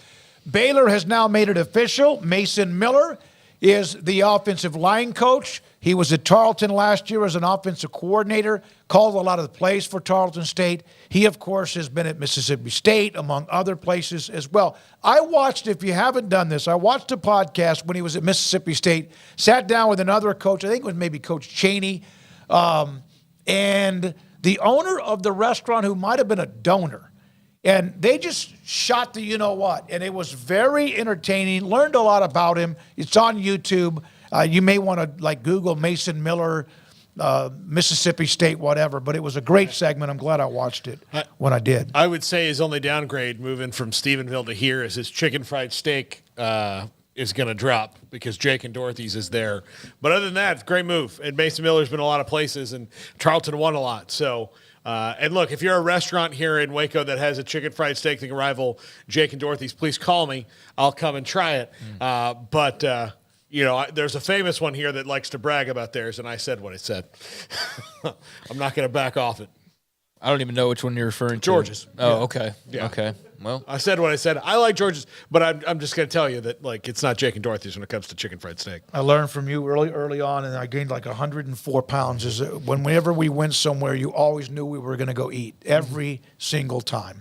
John Werner, who I saw this weekend, will tell you that I am nearly undefeated. I'm kind of like the Muhammad Ali of picking restaurants. I got a couple that knocked me down. Breaking news, everybody. Yeah, but honestly, the ones in Kansas City, they were always great. The ones in Kansas City, everywhere we've been. All right. Anything on Mason Miller? We've discussed. I mean, it's a little bit. I'll talk about it on the podcast some more. But it's great they hired these coaches. But yep. I mean, the results are the results. I'm not going to get too excited about any specific hire. I think all of them have been very solid. They've moved quickly. They seem to make a lot of sense where they're coming from, their backgrounds, their connections, all those types of things. I think there's just as good of a chance that Dave Aranda's, hired an even better staff than maybe the one that he just had, or certainly the one that he had last year. And there's also the same percentage that he hasn't, and that they're the same as last year, or maybe even slightly worse. We just don't know. So I don't know. I'm kind of at the point now where this is not my first rodeo, and it's not even the first 10. And so I don't, and I'm sorry to dampen the mood. I don't want to take away from anybody's energy, you're but not dampening anything. The coaching staff hires and the recruiting classes and all that, I'm just more of I'm not going to pump it up. I'm not going to. So they look like great hires, and we'll see how they do when they get out on the field. But other than that, no, I don't really have any thoughts or comments other than there's obviously a lot of pressure, and so we'll see what Aranda can do. But I admire the way he moves so quickly, given the curveball that he was thrown with losing 3 coaches in the span of a couple of days, or whatever it turned out to be, maybe even less than 2 days. We'll get to meet these guys here in the next few weeks, and that'll be fun to see them out on the field and doing their thing, and what all that looks like for Baylor moving forward. So that's out. That's also in the premium section too. When we come back, Kendall Kaut, Baylor and TCU tonight. Baylor's good enough to be dangerous, and yet again, they play with their foot enough where they always seem to be in a struggle too, which is part of the Big 12 enough the way it is. This is 365 Sports. Waco Custom Marketplace is your hometown grocery store with a full-service butcher shop and bakery. Hi, this is David Smoak. The butcher shop can take your customized orders for seafood, pork, and poultry and custom cut your favorite steaks from bacon wrap fillets, sirloin steaks, bone-in ribeyes, boneless ribeyes, and even prime rib. Cut specifically the way you want, the thickness that you want. They're all delicious. They have Norwegian salmon, mahi-mahi, catfish fillets, sliced ham or turkey, variety of cheese and several options of sausage links, and even regular, jalapeno, or cheese snack sticks. Fresh chicken breast or whole chickens, sliced bacon, pork chops, and ground beef, marinated beef or chicken fajitas, and always large briskets and tri-tip available, plus fresh vegetables. So the great product, customer service, and tradition continues at Waco Custom Marketplace, a full-service butcher shop and bakery, open Monday through Saturday. The Bauer family, Waco Custom Marketplace, 425 Lake Air Drive in Waco, or WacoCustomMarketplace.com. One size fits all. That may be all right for an adjustable belt or cheap sunglasses, but when it comes to your financial needs, no one wants a one-size-fits-all strategy. Ben Erlinson, your Edward Jones financial advisor, knows that his most important goals are yours. That's why he takes the time to understand your needs, knowing you. That's how Edward Jones makes sense of investing. Ben Erlinson, 100 North 6th Street in Waco, 254-759-8533. Edward Jones, member SIPC. Baylor Scott & White Southwest Sports Medicine and Orthopedics, the team physicians for Baylor Athletics, diagnosing and treating all sports-related injuries, including concussions. These specialists also provide orthopedic services for athletes and non-athletes alike, whether it's knee or shoulder pain, a wrist injury, orthopedic spine care, and even an arthritis and total joint clinic. Trust the doctors Baylor Athletics trust. Baylor Scott & White Southwest Sports Medicine and Orthopedics wants to get you back in the game. TFNB, your bank for life, is the official local bank of Baylor Athletics. Find out why more Central Texas are making TFNB their bank for life. Sign up for our Edge checking and savings accounts to earn interest or cash back. With 5 convenient locations and an award-winning mobile app, banking has never been easier. TFNB, your bank for life. Member FDIC. Did you know that 1 out of every 4 men have symptomatic low levels of testosterone and don't even know it? And if you think you're too young to worry about it, guess again. Low T levels can make you feel tired and grumpy, raise your cholesterol, and cause weight gain. Petty Clinic Low T can set up same-day blood screening and results. So if you're tired of being tired, call or go online at pettycliniclowt.com. It's a private clinic with an atmosphere catering to men. Affordable, only $165 a month, including lab work, office consultation, testosterone injections, and follow-up visits, compared to $300 or more a month in Dallas or Austin, and you don't have to drive 90 miles one way or the other and fight the traffic. Petty Clinic Low T has board-certified physician consultations and will provide the best form of brand-strength testosterone. Contact Petty Clinic Low T for increased energy, improvement in sexual desire and performance, mood, concentration, even a decrease in body and belly fat. Just off Highway 84 and Old Hewitt Drive in Woodway, pettycliniclowt.com. Cars priced right, day and night. Average your car in Texas. Trucks built for you, red, white, and blue. Average your car in Texas. Cars that zoom with lots of room. Average your car in Texas. Count on us, a dealer to trust. Average your car in Waco, Texas. This is 365 Sports, powered by Sikkim365.com. The 5 o'clock hour is sponsored by Edward Jones Investments with financial advisor Ben Erlinson, who'll navigate you through today's financial climate. Edward Jones, making sense of investing. Now here's David Smoak, Paul Catalina, and Craig Smoak. Again tonight, 8 o'clock, it's TCU at home against Baylor. Baylor coming off that gut-wrenching. They've had a few of those. Lost to Houston on Saturday in overtime. You want to discuss commitment? Kendall Kaut, basketball analyst for Sikkim365.com and also for this show, even if he doesn't realize that, is actually doing this segment. And where are you, Kendall? I am in Maui, Smokey. So I took a break from drinking cocktails by the beach to just be on the beach taking this phone call. That's how dedicated I am to this show. Unbelievable. Paul will ask you a question or tell you a couple of things because he's been there a couple of summers in a row. So is Baylor good enough to be dangerous, or are they just not good enough to take seriously? Smokey, they're good enough to be dangerous, but they're also good enough to be dangerous to themselves. They've had those stretches where they look like, I mean, the first half, second half is the perfect epitome of what you are if you're kind of the 15th best team in the country. You can beat Houston, like Baylor easily could have in the second half, and had chances if Eve Missy doesn't miss the free throw and could have put him away. But if you're the 15th best team in the country, like Baylor was in the middle part of the last decade, you're capable of blowing a lead to Georgia State, losing to Yale. You're also capable of being what Baylor was in 2014, where you absolutely put the hurt on Creighton. That's why it's kind of just a dangerous spot to be in, because things break right, you can make the Final Four. Things break wrongly, you can lose in the first round of the tournament. And that's not a place Baylor had been in that really great run from 2020 to 2022. Kendall, they just, I mean, if you base the 2020 and 2022 as the, it's obviously as the peak time for this team, those teams were so smooth. I mean, everything kind of went the way they wanted to go.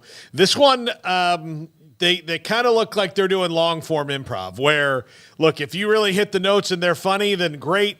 But sometimes it's just not working. And I can't put my finger on as to why, other than they're not as much of defensive dogs as those other teams we used to be.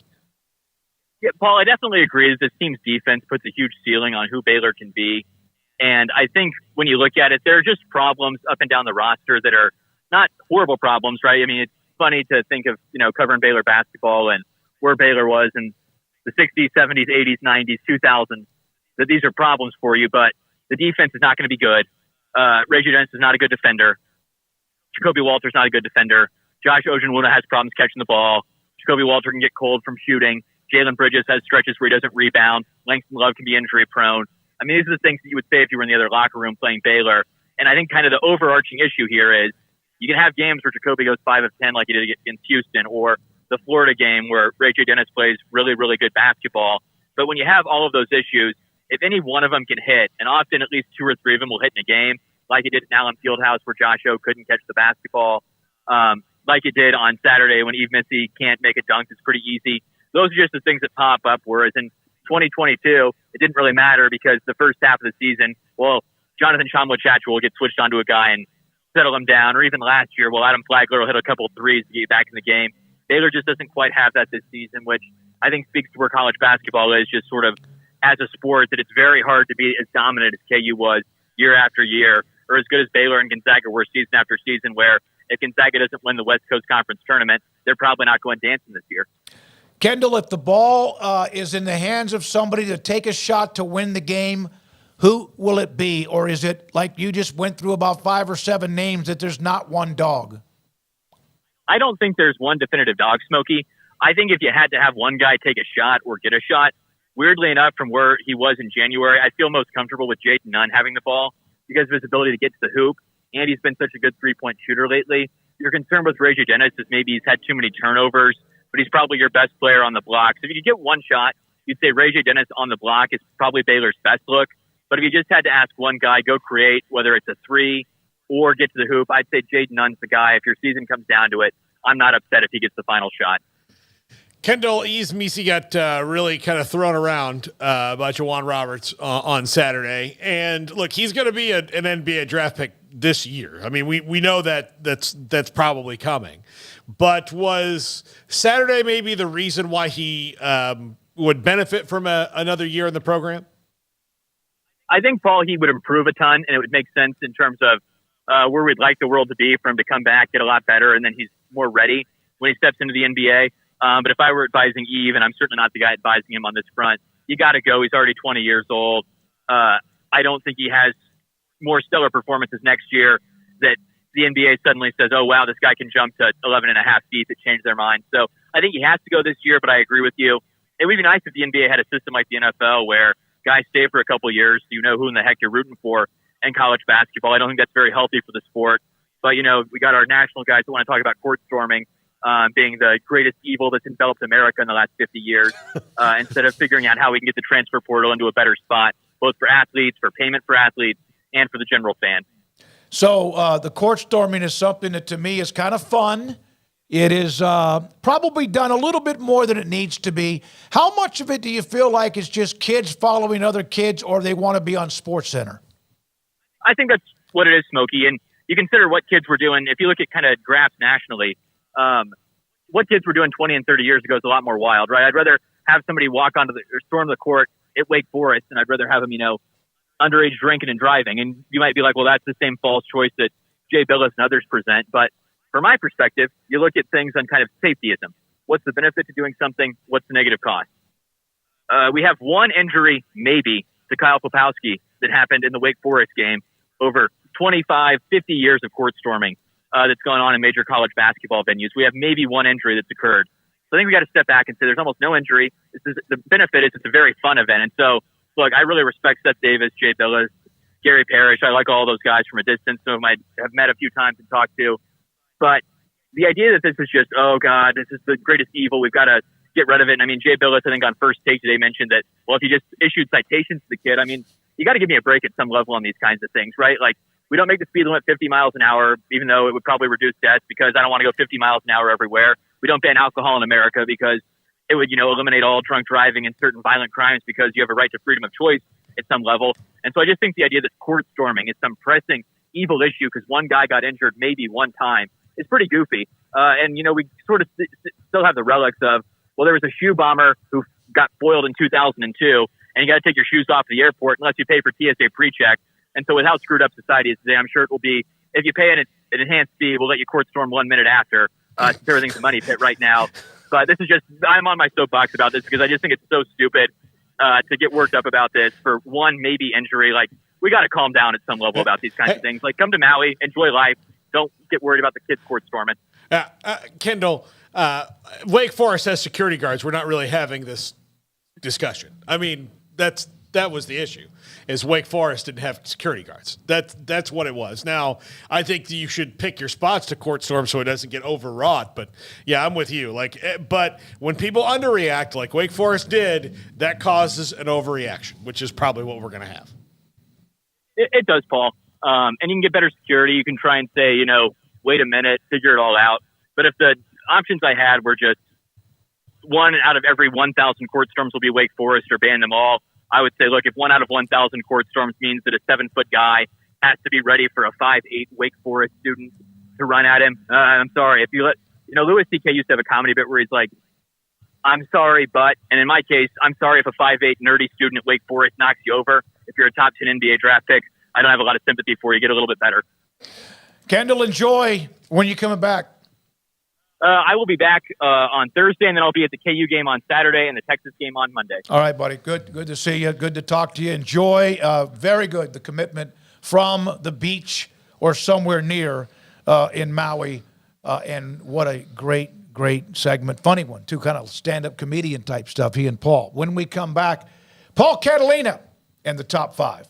The President's Day sales event continues at Allen Samuels Dodge in Waco with $10,000 off a great selection of Dodge Durango RT models, one of the sexiest third-row SUVs that drives like a race car. If you don't think that's fast enough for your liking, then come back and look at the 2023 Dodge Durango Hellcat. That's right, the Dodge Durango Hellcat, over 700 horsepower. Speaking of speed, it continues. Last call, Dodge Challengers and Chargers with the big, powerful V8 Hemi engines, SRT power and agility awaits you at Allen Samuels Dodge in Waco. One wide-body Hellcat Charger that's plumb crazy in color, and 2 Hellcat Challengers left, one wide-body nostalgic B5 blue and a non-wide-body Hellcat in collectible plumb crazy. There's also a great selection of Scat Packs, Chargers, and Challengers, as well as the fun-to-drive SXT and GT models. If you like speed, Allen Samuels Dodge is your speed shop headquarters. General Manager CEO Ted Teague. Come out, see the great selection of cars and trucks. Allen Samuels Dodge, Chrysler, Jeep, Ram, Fiat, Loop 340 east of 84 in Waco.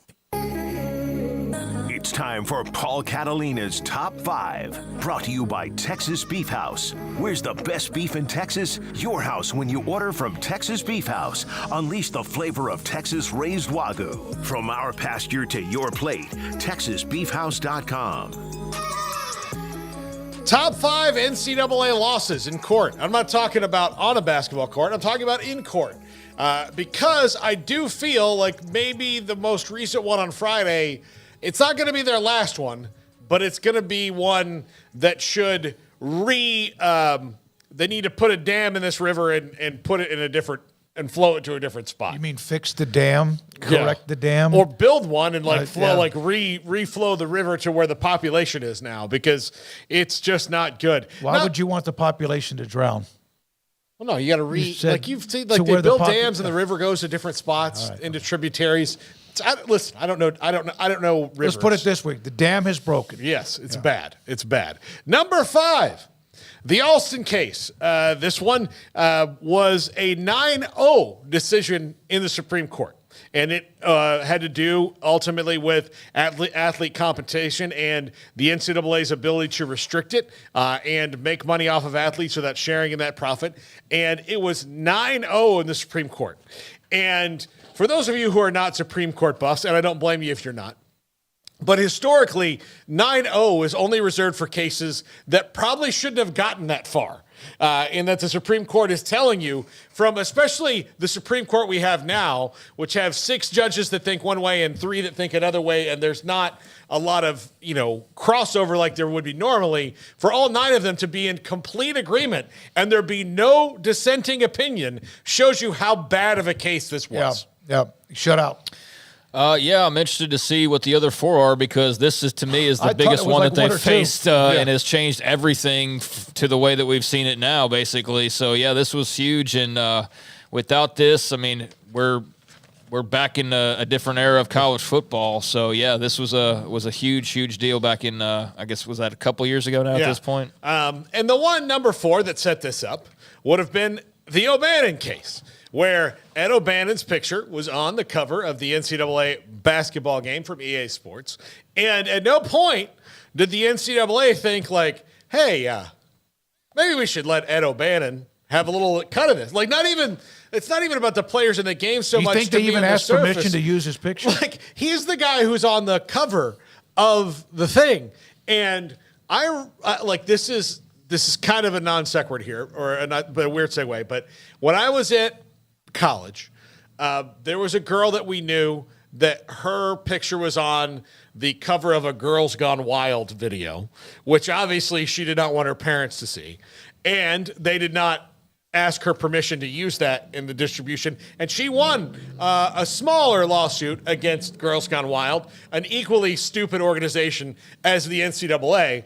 But the O'Bannon lawsuit's kind of what opened this up here in the last few years. Of course, it's been 5-6 years since that decision, and the slow burn and the kind of things like, oh, we're going to give you this much money a semester that you can have when you graduate was like, all right, well, you're only doing that because you've been made to. But O'Bannon opened the door for Alston, which is why I listed Alston last, and we're going to kind of hop around here to the distant past and the recent here in the next 3.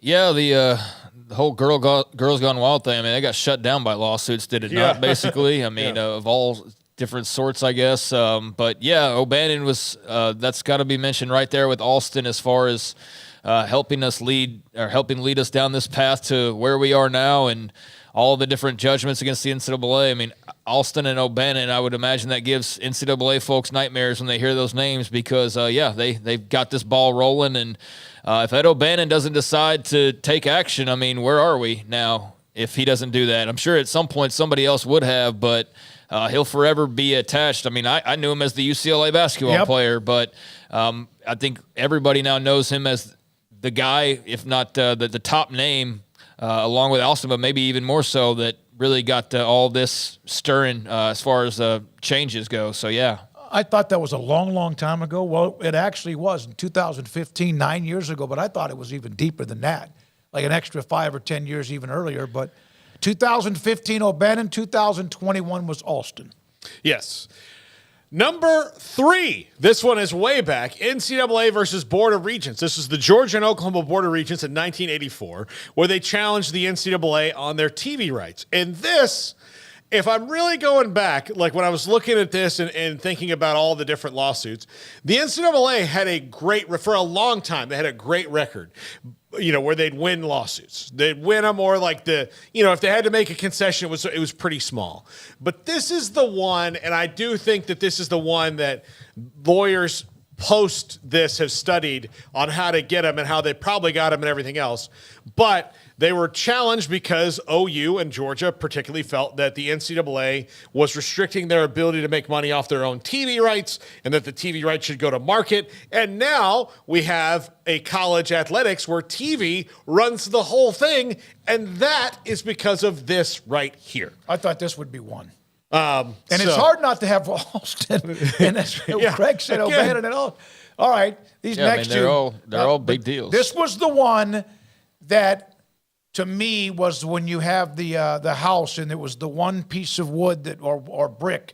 This is the one that set everything up. Well, this changed all the TV side of things. Yeah. I mean, this is why we have the Pac-12 dying, basically. As far as it was pretty well set up, and then they allowed the freedom for an Oklahoma with its brand to go out and negotiate its own TV deals. And once you kind of open that door, it was a free-for-all. And certainly television has only grown to the point now where they're basically the ones in charge, right? So, we can kind of think this one for the TV money becoming what it eventually became. But, this is a major fork in the road for the NCAA. And if Oklahoma and Georgia don't take action, then who knows? I mean, it could be one of those things like any of these others of like eventually somebody would have, but it's like, okay, but for how long? How long would it have taken? Would it have worked out the same? And this one right here is – this might be the one that everybody, especially of an older persuasion, points to as far as like the real change in the money in college football. Yep.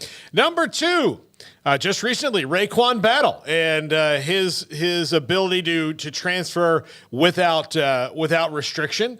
That one came down, and it was pretty fast. I remember just reading about it. The court hearing wasn't even that long. I mean, so they've got to start and. This one and then the next one, which is going to be kind of obvious to you guys. But this one, they got to think about how many millions have they poured on billable hours that could have just said, look, here, guys, you can have this. Yeah. Oh, I mean, it's ridiculous. But that's what powerful companies do. Yes.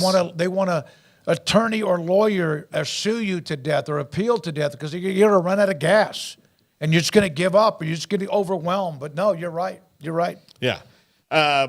But this one here was the first one. Like all the legs have been kind of knocked out slowly from the three-legged stool. Yeah, the stool. And this was the probably the second leg that's been knocked out of like, okay, well, we don't want you to transfer more than this many times, or you can't do this, or you have to sit out, or here's the rules. And then basically the court said, nope, you can't. You can't restrict them from doing what they want to do.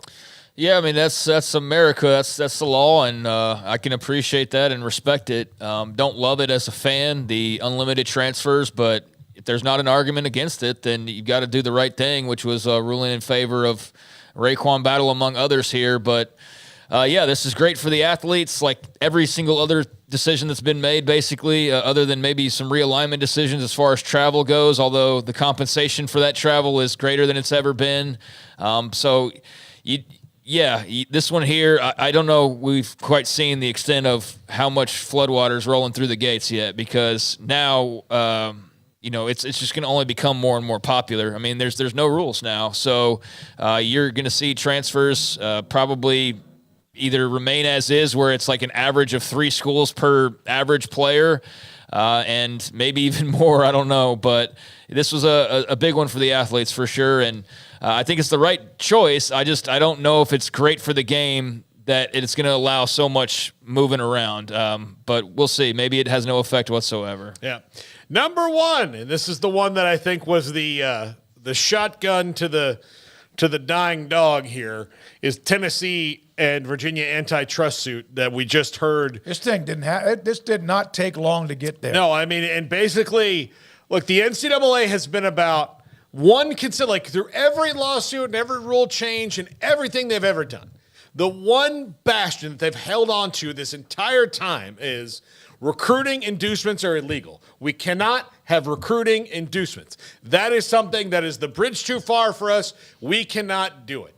And basically what they've been told right here is any of their rules involving name, image, and likeness are unenforceable right now, and that probably means they're unenforceable into the future, which means that recruiting inducements, guess what, are legal. So because of that, the one thing that they've been standing on for so long has been absolutely taken out from under them, and I don't know if they'll ever be able to enforce that in any real way based on what we saw from just this preliminary decision about this. And I don't even know if they should fight this case for a long term, because if they're going to lose, they just need to use this as the, okay, we are dead in our old form. How can we rise from the ashes as something that makes sense and doesn't spend most of its time in court?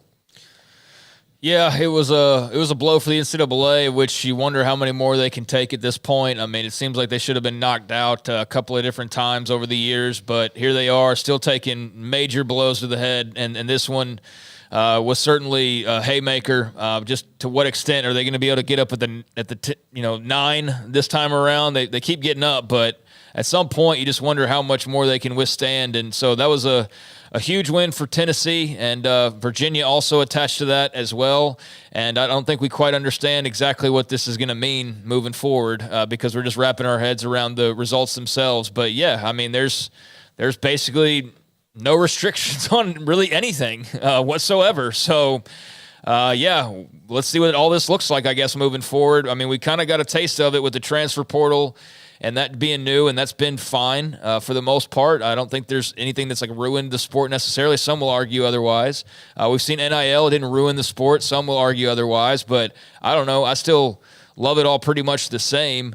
I do wish there was some standard regulations, but you got to determine what's even enforceable, and obviously none of the stuff that's being fought over is enforceable, so you can't make them rules. So where do you turn now if you're the NCAA to try and shape this game in the image that you want it, because you can't seem to establish anything concrete without getting sued and losing that battle. So I think they're losing battles they deserve to lose or should lose. I know it's kind of jarring to see what all's changing and how quickly it's changing, but nobody to blame but themselves. And in the case of a Raekwon battle and guys transferring, I don't love seeing players on 3rd and 4th schools, but I think in specific cases like his or others where there's family issues or mental health issues or whatever the case may be, those don't need to be brushed to the side of like, oh, well, okay, whatever. No, you're going to still have to sit. I mean, that is something that probably should have changed and being more open-minded towards the athletes. So they're definitely the courts and the people in charge, not the NCAA, but elsewhere, certainly in favor of the athletes. And that's why they're picking up win after win after win after win, and the wins don't seem like they're going to stop anytime soon. But I don't know how many more battles there are to fight at this point. I think there's kind of like they need to throw in the white towel. Raekwon battle, I guess, you went to Texas, right, with the hook 'em horn sign? No. I know that. All right. That's not the right way anyways. Remember. That's more of an H-Town thing. Oh, it is. You're right. Look at Garrett saying, yep. Jonathan Skermetti, who joined our show. I remember the Attorney General in Tennessee. We had him on, and I had a couple of people actually tell me, why did you have him on? There's no way they win this case. In less than, 2 weeks later? I mean, so? He's like, they're at a point where not only did he probably win this thing, but the NCAA has to be really thinking about whether it's worth them continuing this. No, I agree. I mean, is it worth it us continuing? And then right now it's just an injunction where you can't enforce the rules, but later on it is going to be like a gavel. Well, imagine if you're Charlie Baker. Yeah. You walk into a door and, it was already a little shaky, and now the whole damn thing is basically like almost one of those houses on the West Coast in California. It might come off the cliff at any moment. Ben the Jet, you're really skipping over that GGW, Girls Gone Wild story a little bit too quick, Paul. I had thought about Girls Gone Wild in like Becky? 23 years. No, so you didn't? Yes, I do. So there was a girl. She was in like the friend group that in college you have like if you have a party at your house, there's like little pockets of friends that like all show up together. Well, she was in a pocket of friend, and you've met my roommate Stacy. You met him. She was friends with Stacy. I asked you if you'd You knew her. I did. So, yes, I did know her. And then all of a sudden this comes out, and you can see it at every video store in Tallahassee with this girl on the cover. And so, I mean, he bought a few copies, and I cannot confirm or deny of having seen it, but I do know that she was on the cover. Did you sign one of the copies, or did she? Well, she was not happy that he got them. Okay. So she did not sign Shocking any of them. that Stacy's not that kind of guy. Yeah. All right. A lot of moms rolling around right now that were on Girls Gone Wild. They would love for those tapes to never see the light of day. Emery's over there on Google right now. Yeah, does Emery? Do you know what Girls Gone Wild is? Heard of it, yeah. It used to be a commercial every night. The CEO was a guy named Joe Francis, who was like the creepiest dude in the world, obviously because of what he did. And you just knew, like, he would do these national interviews, and you're like, man, this guy, he's gonna fall. Oh, it's gonna be a fall from grace. Yeah, he's gonna fall hard. Not a bad campus to start with, right? It was Mardi Gras. That's where they got her at Mardi Gras. Right, she wasn't on campus. Yeah, they got her at Mardi Gras. Little did we know that would be like the tamest thing attainable for teenagers now. Like that's like nothing, man. Florida State is a bunch of attention whores. I'm telling you. Yeah, I mean, yes. I don't mean I'm not. Look, I do this for a living. I mean, Florida State is mentioned daily. Yeah. For being just constantly angry, or in this case. All right, thank you, Emery Winter and Jack McKenzie. Garrett Ross, our chat room today was lively, and even the text line. Someone reached out to me about 2 or 3 weeks ago needing help on the premium section. Glad that's been fixed. Thanks to Paul Catalina and Craig Smoak, our amazing sponsors. We're back at it again tomorrow. Sports Tonight, 365 Sports Tonight at 10:30 on the local CW. I'm David Smoak. Good night.